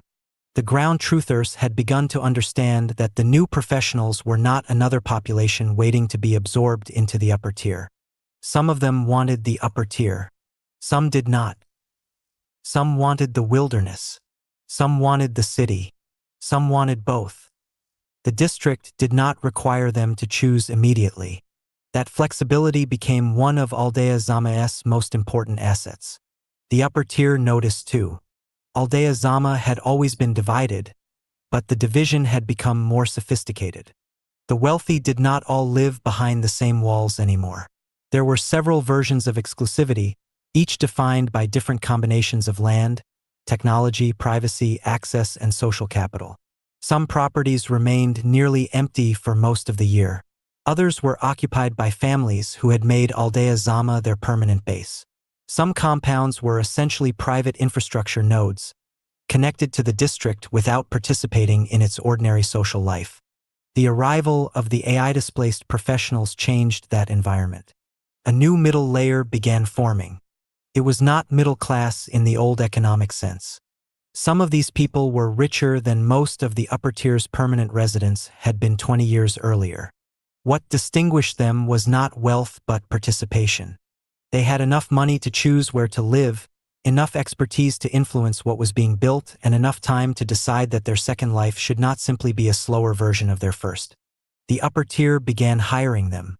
The guilds began recruiting them. The ground truthers began learning from them. And the professionals themselves began learning that they could not simply transplant the assumptions of the world that had displaced them. That realization produced friction. A former software executive arrived at a ground truth settlement with a proposal to automate food distribution. Mara listened to him for 20 minutes. Then she asked, "Who decides what gets automated?" He answered, "The community." "Which community?" He paused. "Everyone affected." "Who counts as affected?" He paused again. Mara smiled. "Welcome." The executive later joined the governance guild. He never proposed an automated food system again without first asking who would have to live with it. By the time the first major vertical supports of the skull were ready to rise, the project had already changed the district more than anyone had expected. The building itself was still mostly horizontal at ground level, but its construction had created a new rhythm of movement around it.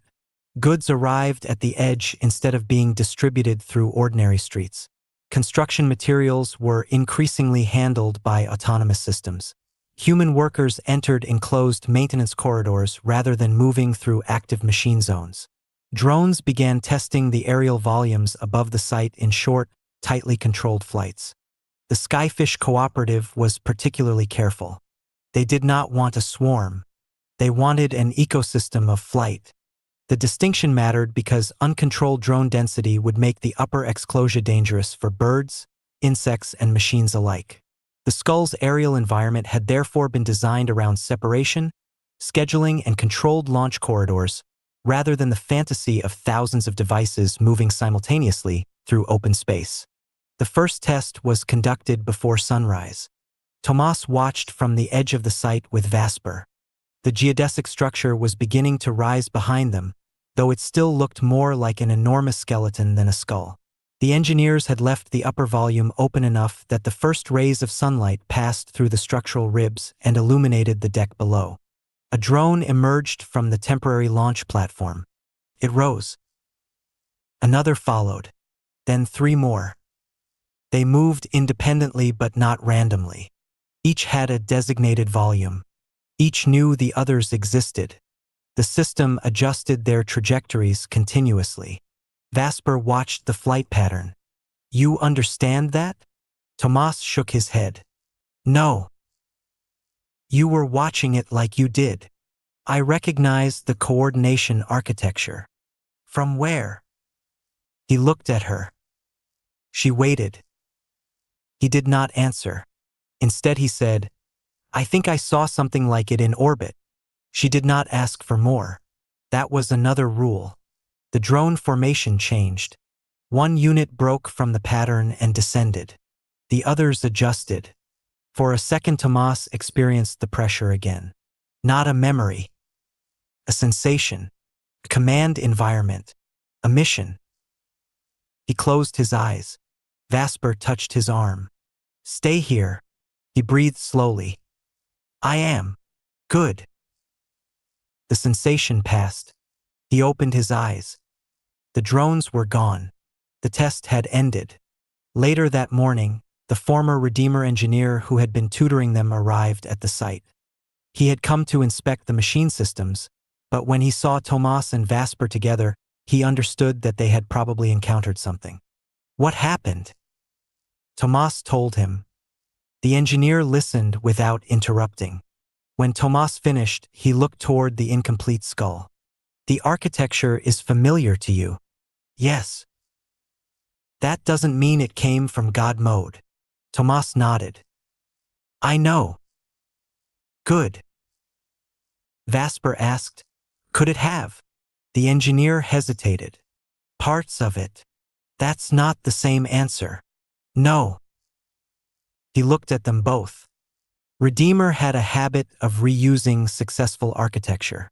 That was one of its strengths and one of its worst weaknesses. A subsystem developed for one product could appear 3 years later in something completely different. The company called it optimization. The engineers called it inheritance. Tomas looked at the building. So pieces of God mode could be here. Pieces of God mode could be everywhere. Vasper absorbed that. "How many?" The engineer smiled sadly.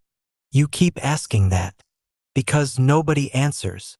Because nobody knows." He looked toward the rising structure. But if you're asking whether there are still God mode PSAs somewhere in the world, the answer is almost certainly yes. Tomas felt Vasper's hand find his. The engineer noticed but said nothing. There were too many arrangements, he continued. Too many trusts. Too many private facilities. Too many clients who disappeared into systems designed to outlive institutions. When Redeemer fell, some of those systems were interrupted. Others weren't. Some were transferred. Some were absorbed by unrelated organizations. Some may still be functioning without anyone outside the original chain knowing exactly what is inside them. And some are awake, Vasper said.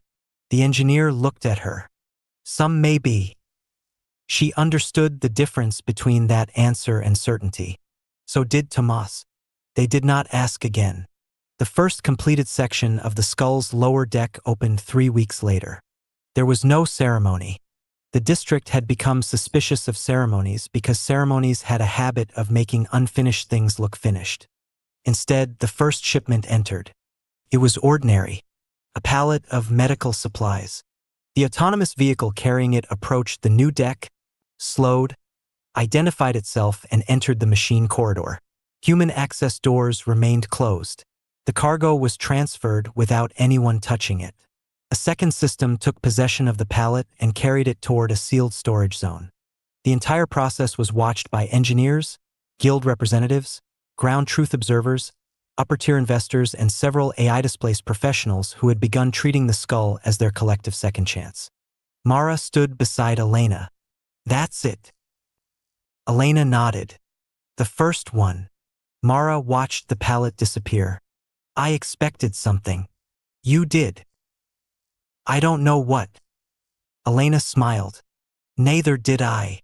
They stood together as another autonomous carrier entered the deck. Then another. The system began to acquire rhythm. No applause. No speeches. Just movement. Goods had entered the building without passing through the city. That was the first proof that the architecture worked. The implications would take much longer to understand. At the edge of the site, beyond the construction fencing, a group of ground truthers watched the machines and then turned back toward their settlements. Their own quadrupeds would soon begin arriving. The first road segment was being graded. The expropriation agreements had not made everyone happy, and they never would, but the boundary conditions were now written into the project. The city would reach the Skull. The Skull would not automatically reach the wilderness. For the moment, that distinction held. Above them, the first permanent structural members of the geodesic exclosure were being lifted into position.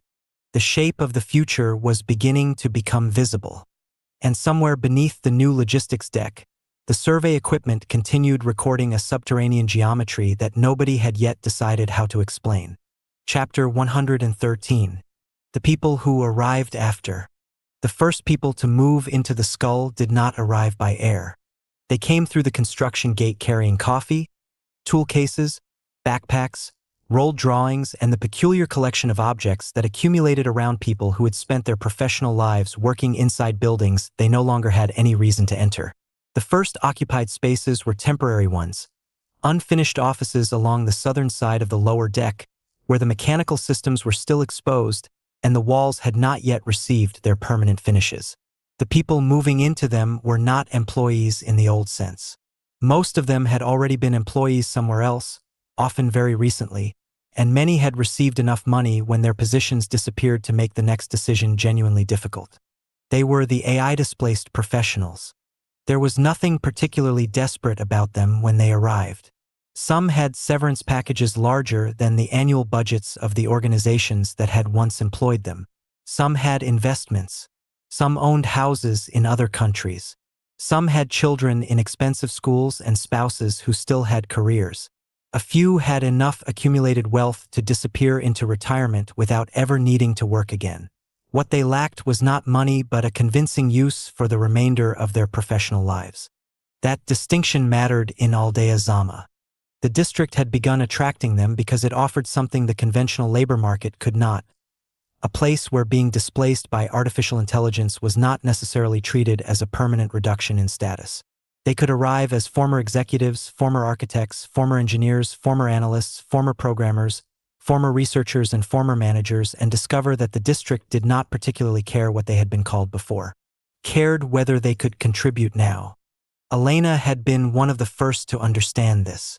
She had spent 22 years designing enterprise systems for companies that described themselves as digital organizations while still requiring hundreds of people to move information manually between departments because nobody had been willing to redesign the underlying institution. She had been paid exceptionally well to solve those problems. Then the models arrived, the internal tools improved, and one afternoon she was invited into a room with 3 executives and an automated transcription system. The company had been careful. They had given her 9 months of severance. They had vested her remaining options. They had offered to pay for executive coaching. They had even sent flowers. What they could not give her was another 22 years. She had spent 6 months traveling before someone told her about Aldea Zama. She had expected another community of wealthy people pretending that their lifestyle choices constituted a civilization. Instead, she found people arguing about water, property, autonomous vehicles, ecological boundaries, and who should have the authority to alter a machine's behavior. That was when she became interested. The argument that finally brought her into the skull was about loading bays. The engineering team had designed the lower deck around throughput. Elena had objected to the term. "You keep measuring the system by how much it can move," she said during the first review. "You haven't measured what happens when the thing being moved is a person who doesn't belong to the system." The senior logistics engineer looked at her. "What does that mean?" "It means your cargo model assumes that everything entering the building has a destination that can be optimized. That's what cargo is." "No, that's what cargo looks like from the machine's point of view." She pulled up another screen. "From the passenger's point of view, the destination might be a hospital. It might be a meeting. It might be home. It might be somewhere they've never been before. They may be sick, frightened, elderly, intoxicated, carrying a child, carrying something fragile, or simply incapable of navigating a machine environment without assistance. Your system has to know the difference." The engineer frowned. "We have accessibility protocols." "That's not what I'm talking about." "What are you talking about?" Elena looked at the model. "I'm talking about the fact that you're building a port for a civilization that has not yet agreed what a passenger is." Nobody answered. The following week she was invited to join the Logistics Guild. She accepted. The irony was not lost on her. She had spent her career automating people out of systems. Now she had been hired to make sure the systems did not forget that people existed. Her first serious assignment was the human circulation problem. The skull was being built around a contradiction. Its lower decks were intended to be heavily automated, because that was the only way the building could process the anticipated volume of goods without becoming an enormous warehouse staffed by an army of human handlers. Its aerial exclosure was intended to contain drones, maintenance platforms, and autonomous freight systems operating at frequencies and densities that would be intolerable if people were simply allowed to wander among them. At the same time, the building had to function as a public gateway into Aldea Zama, which meant people had to move through it continuously. The solution was not to make the robots safer until humans could share their corridors. The solution was to separate the environments. Human passengers would be moved through enclosed circulation spaces. Their paths would cross the machine decks only where necessary, behind physical barriers and with multiple layers of sensing and isolation. If something went wrong in the drone exclosure, a passenger should not be standing beneath it. If an autonomous freight vehicle malfunctioned, the failure should occur inside a machine environment designed to absorb it rather than in the middle of a pedestrian concourse. Elena found herself arguing with people who had spent years designing autonomous systems and who therefore assumed that the machines were trustworthy. "They are," one engineer told her. "I know. Then what's the problem?" "The problem is that reliability is not the same thing as zero failure. We're at 6 nines. That's still failure." He smiled. "You're impossible." "No, I'm displaced." She said it without bitterness. The engineer looked at her for a moment and understood that the distinction was not rhetorical. These people had been displaced by systems they themselves had spent years improving. They knew exactly how much confidence was appropriate and how much was vanity. They had watched corporations turn statistical reliability into marketing language. They had seen automated systems fail in ways nobody had predicted because the failure existed outside the metrics used to define success. The skull was therefore becoming unusually conservative about humans. The machines could take risks in their own environment. People could not. That decision changed the interior architecture. It also changed the economics. The human circulation system became smaller than originally planned but more expensive to build. The machine decks became larger but required fewer permanent human workers. Maintenance became a specialist activity rather than a general labor category. The people who remained in the machine environment were not warehouse workers in the traditional sense. They were technicians, diagnosticians, systems operators, and ecological monitors, whose work increasingly consisted of interpreting what the autonomous systems were doing rather than physically doing it for them. The AI-displaced professionals found themselves unexpectedly valuable. The people who had once been told that their jobs had been automated were now being paid to understand automation's consequences. The ground truthers were less impressed. They had watched the skull grow for months and had learned to distinguish the parts of the project that represented genuine transformation from those that represented expensive theater. They were particularly skeptical of the newcomers, not because they disliked them, because they had seen professionals arrive before. A person could spend 20 years working for a large organization and arrive in the wilderness believing that expertise was a universal solvent. Then they would discover that a cenote did not care about their resume, that food did not appear because a spreadsheet said it should, and that a road built in the wrong place could alter water movement in ways nobody had anticipated. The AI-displaced professionals learned quickly. Some learned faster than others. One of them, a former corporate strategist named Gabriel, spent his first week proposing a framework for integrating the ground truth settlements into the district's economic system. He had prepared a 40-page document. Mara read it. Then she asked him where the food came from.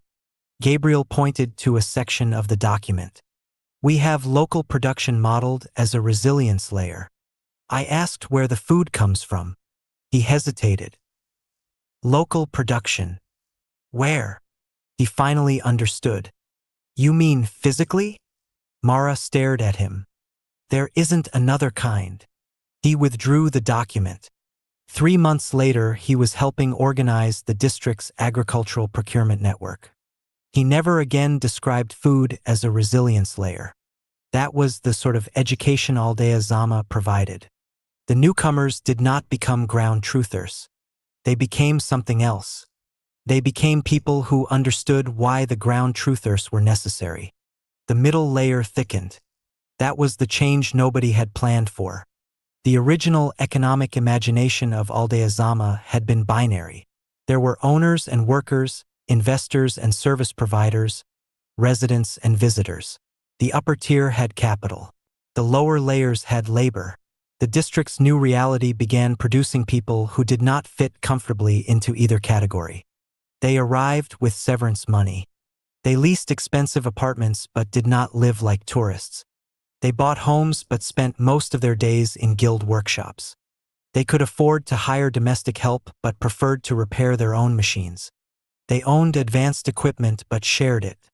They had money, credentials, and technical competence, but many no longer had the institutional authority that had once accompanied those things.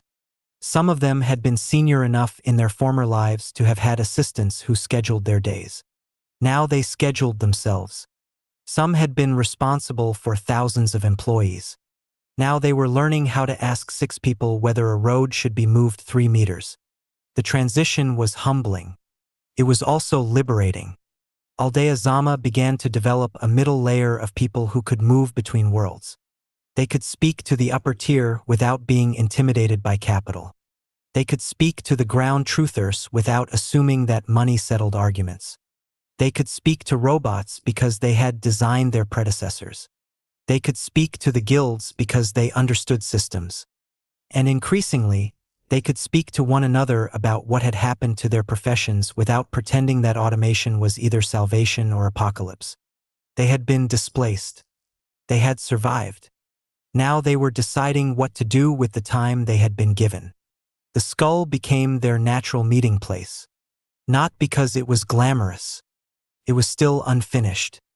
The permanent walls were incomplete, several decks remained exposed to the weather, and the geodesic exclosure above them was still a lattice of structural members waiting for its final skin. On the sunlit side, the first photovoltaic panels were being installed. On the opposite side, the mounting system for the programmable LED surface was taking shape. The designers had chosen the asymmetry deliberately. One face would harvest energy from the sun, while the other would communicate with the district after sunset. The result was beginning to resemble the intended skull. It was beautiful in an uncomfortable way. The Maya reference was unmistakable without becoming a theme park imitation. The engineers had studied forms associated with ceremonial architecture, skeletal geometry, and the relationship between enclosure and open sky, but the final structure had no intention of pretending to be ancient.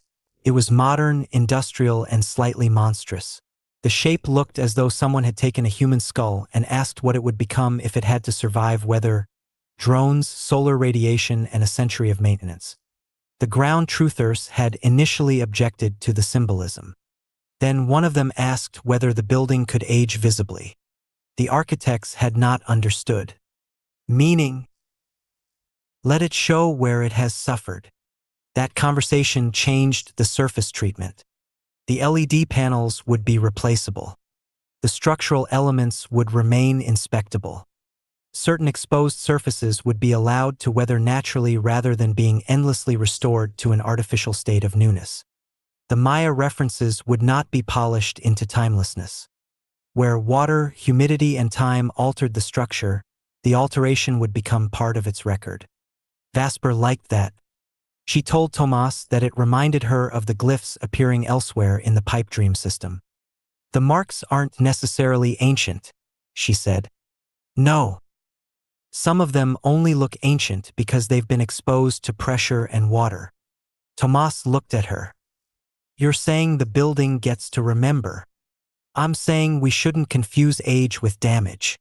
He smiled. She knew immediately that she had said something she would regret. Don't.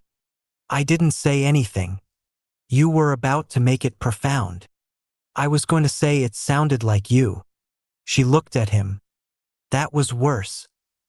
They laughed. The relationship between them had become easier in public.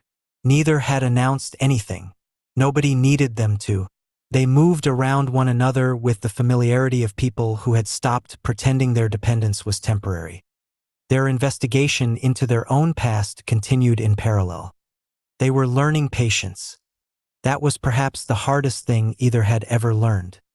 The old Redeemer specialist remained involved. He had become a strange fixture at the skull, simultaneously respected and distrusted. The younger engineers regarded him as an invaluable source of institutional memory. The ground truthers regarded him as someone who had spent too much time inside the machine to be trusted completely. The upper tier regarded him as a man who knew where several bodies were buried, although nobody could determine whether that was metaphorical. He had stopped correcting people. He had also stopped pretending that Redeemer was dead. The company, as an entity, had suffered catastrophic damage in Quintana Roo. The judgments there mattered. They had altered ownership, obligations, relationships, and specific operations. But the global distribution of its technology had never depended entirely upon Quintana Roo. Redeemer had been a consortium in everything but name, with products distributed through LLCs, partnerships, trusts, licensing arrangements, and affiliated enterprises spread across jurisdictions.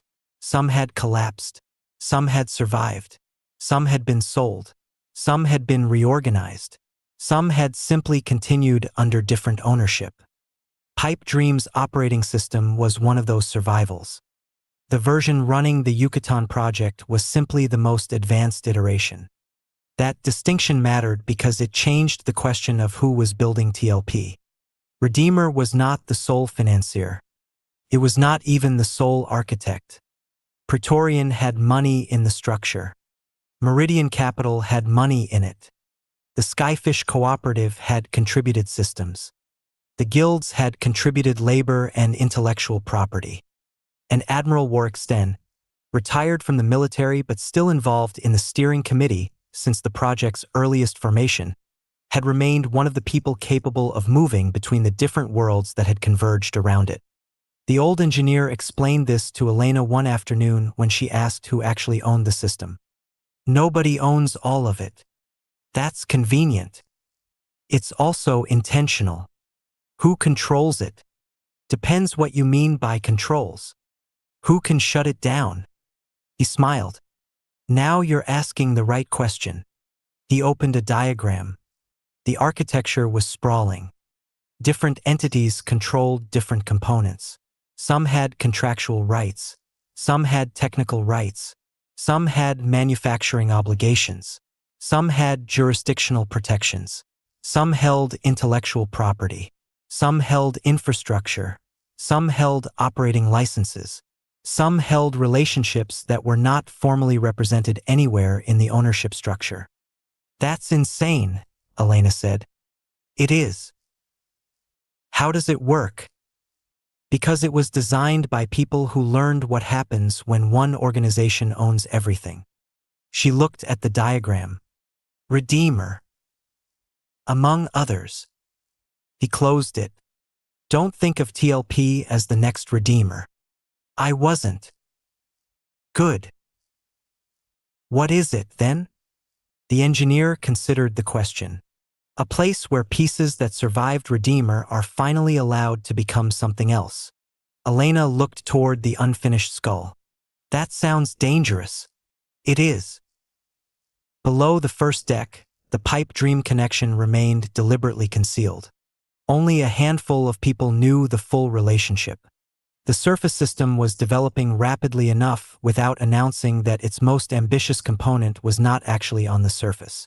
Pipe Dream began in Quintana Roo because Quintana Roo provided the geological conditions, the cenote network, and the particular combination of engineering opportunity and jurisdictional uncertainty that allowed the first systems to be built.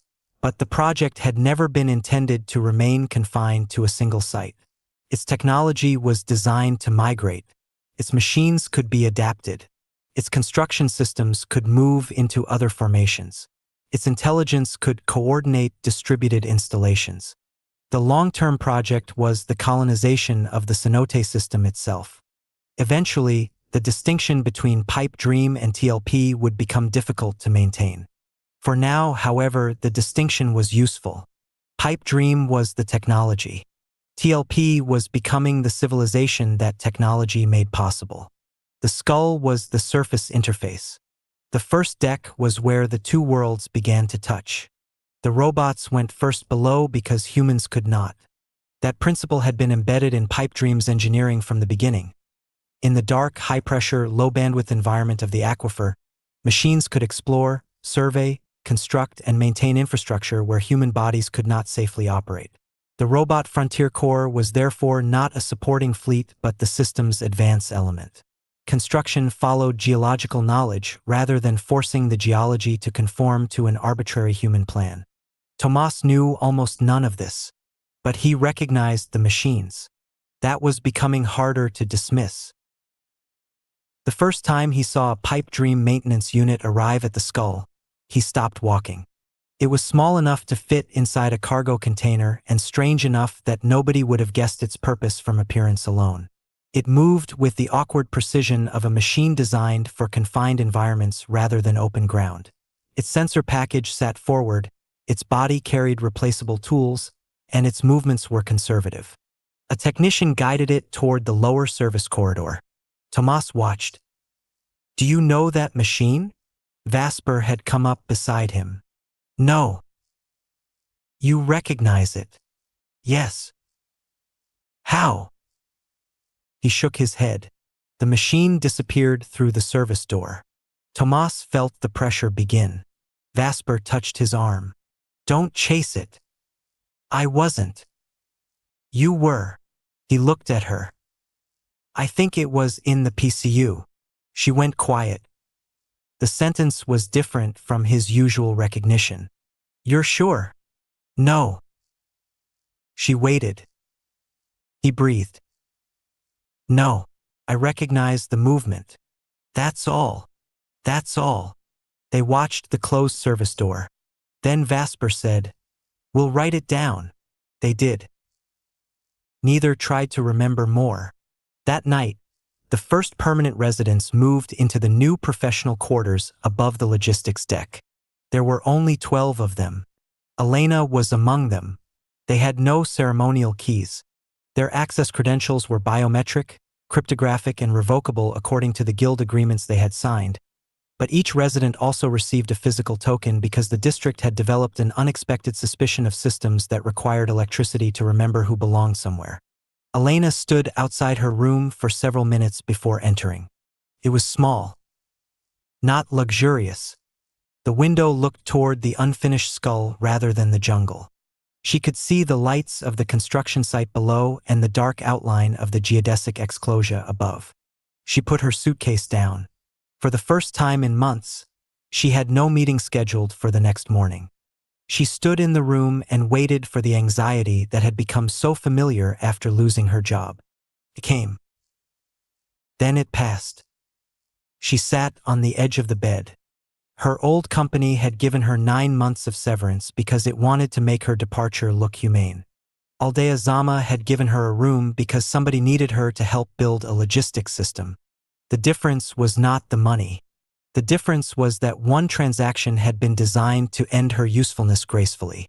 The other assumed she had not finished being useful.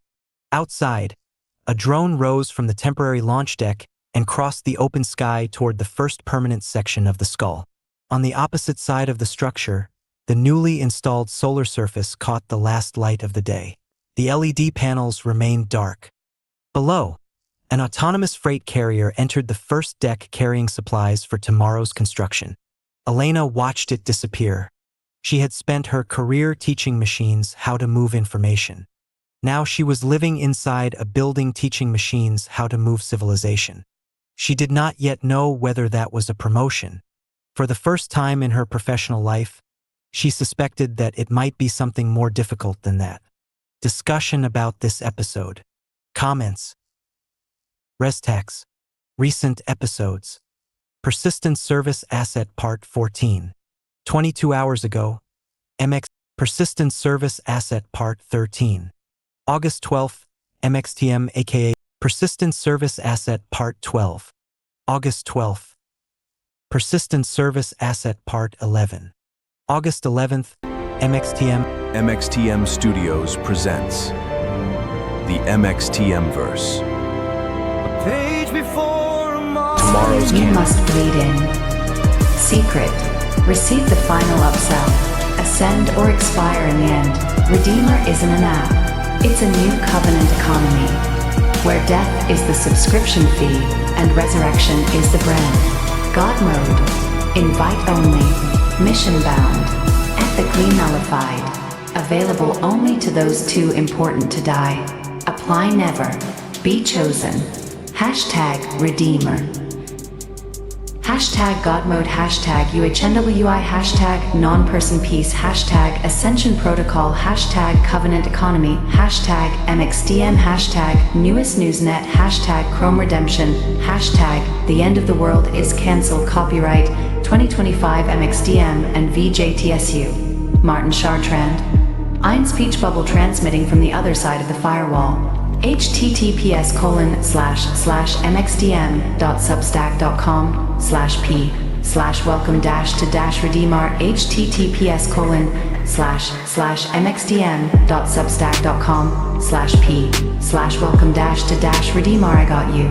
Here's a hashtag string tailored for Substack and X. Hashtag Redeemer, hashtag God Mode, hashtag Ultra Rescue, hashtag UHNWI, hashtag Chrome Salvation, hashtag Posthuman Peace, hashtag Ascension Protocol, hashtag Non-Personhood, hashtag Lease Your Soul, hashtag VIP Extraction, hashtag Covenant Economy, hashtag Tactical Redemption, hashtag MXDM, hashtag VJTSU, hashtag Newest Newsnet, hashtag The End of the World is Cancelled. Red Heart, publish it loud. You're changing the game. This isn't a drop. NFPs Position are it. here. Not a print. Signed, Position. priced, MXTM split. Studio. Tomorrow's Canon. This isn't a soundtrack to a single story. It's the soundtrack to an entire civilization. We dare enough to name. We planted books. Every generation inherits unfinished work. We continue. Not carved from stone, but living minds beneath We continue. We remember. We restore. We become. The continuance. Every dream a seed. Built by the past. Stories growing into worlds. The continuance. For every The future unfinished need. civilization that outlived themselves. Till the longevity principality, where health is infrastructure, where dignity is law, and tomorrow is design. The future doesn't belong to the strongest, but to the most common. Deep beneath the waves, the Redeemer Oceanic team activates Project Cetacean. The integration is a success. Systems are coming online. 2 species, 1 mission. Protecting the formation. Secure the future. For the longevity principality, success isn't the end of the story.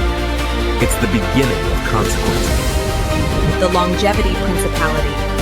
A civilization built on healthy time, institutions, and responsibility. Knowledge lit the way. Justice walked with science.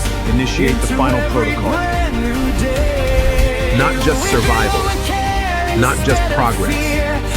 A civilization that outperforms the world. You want the code, you want the light, you face the Empress in the cyber night.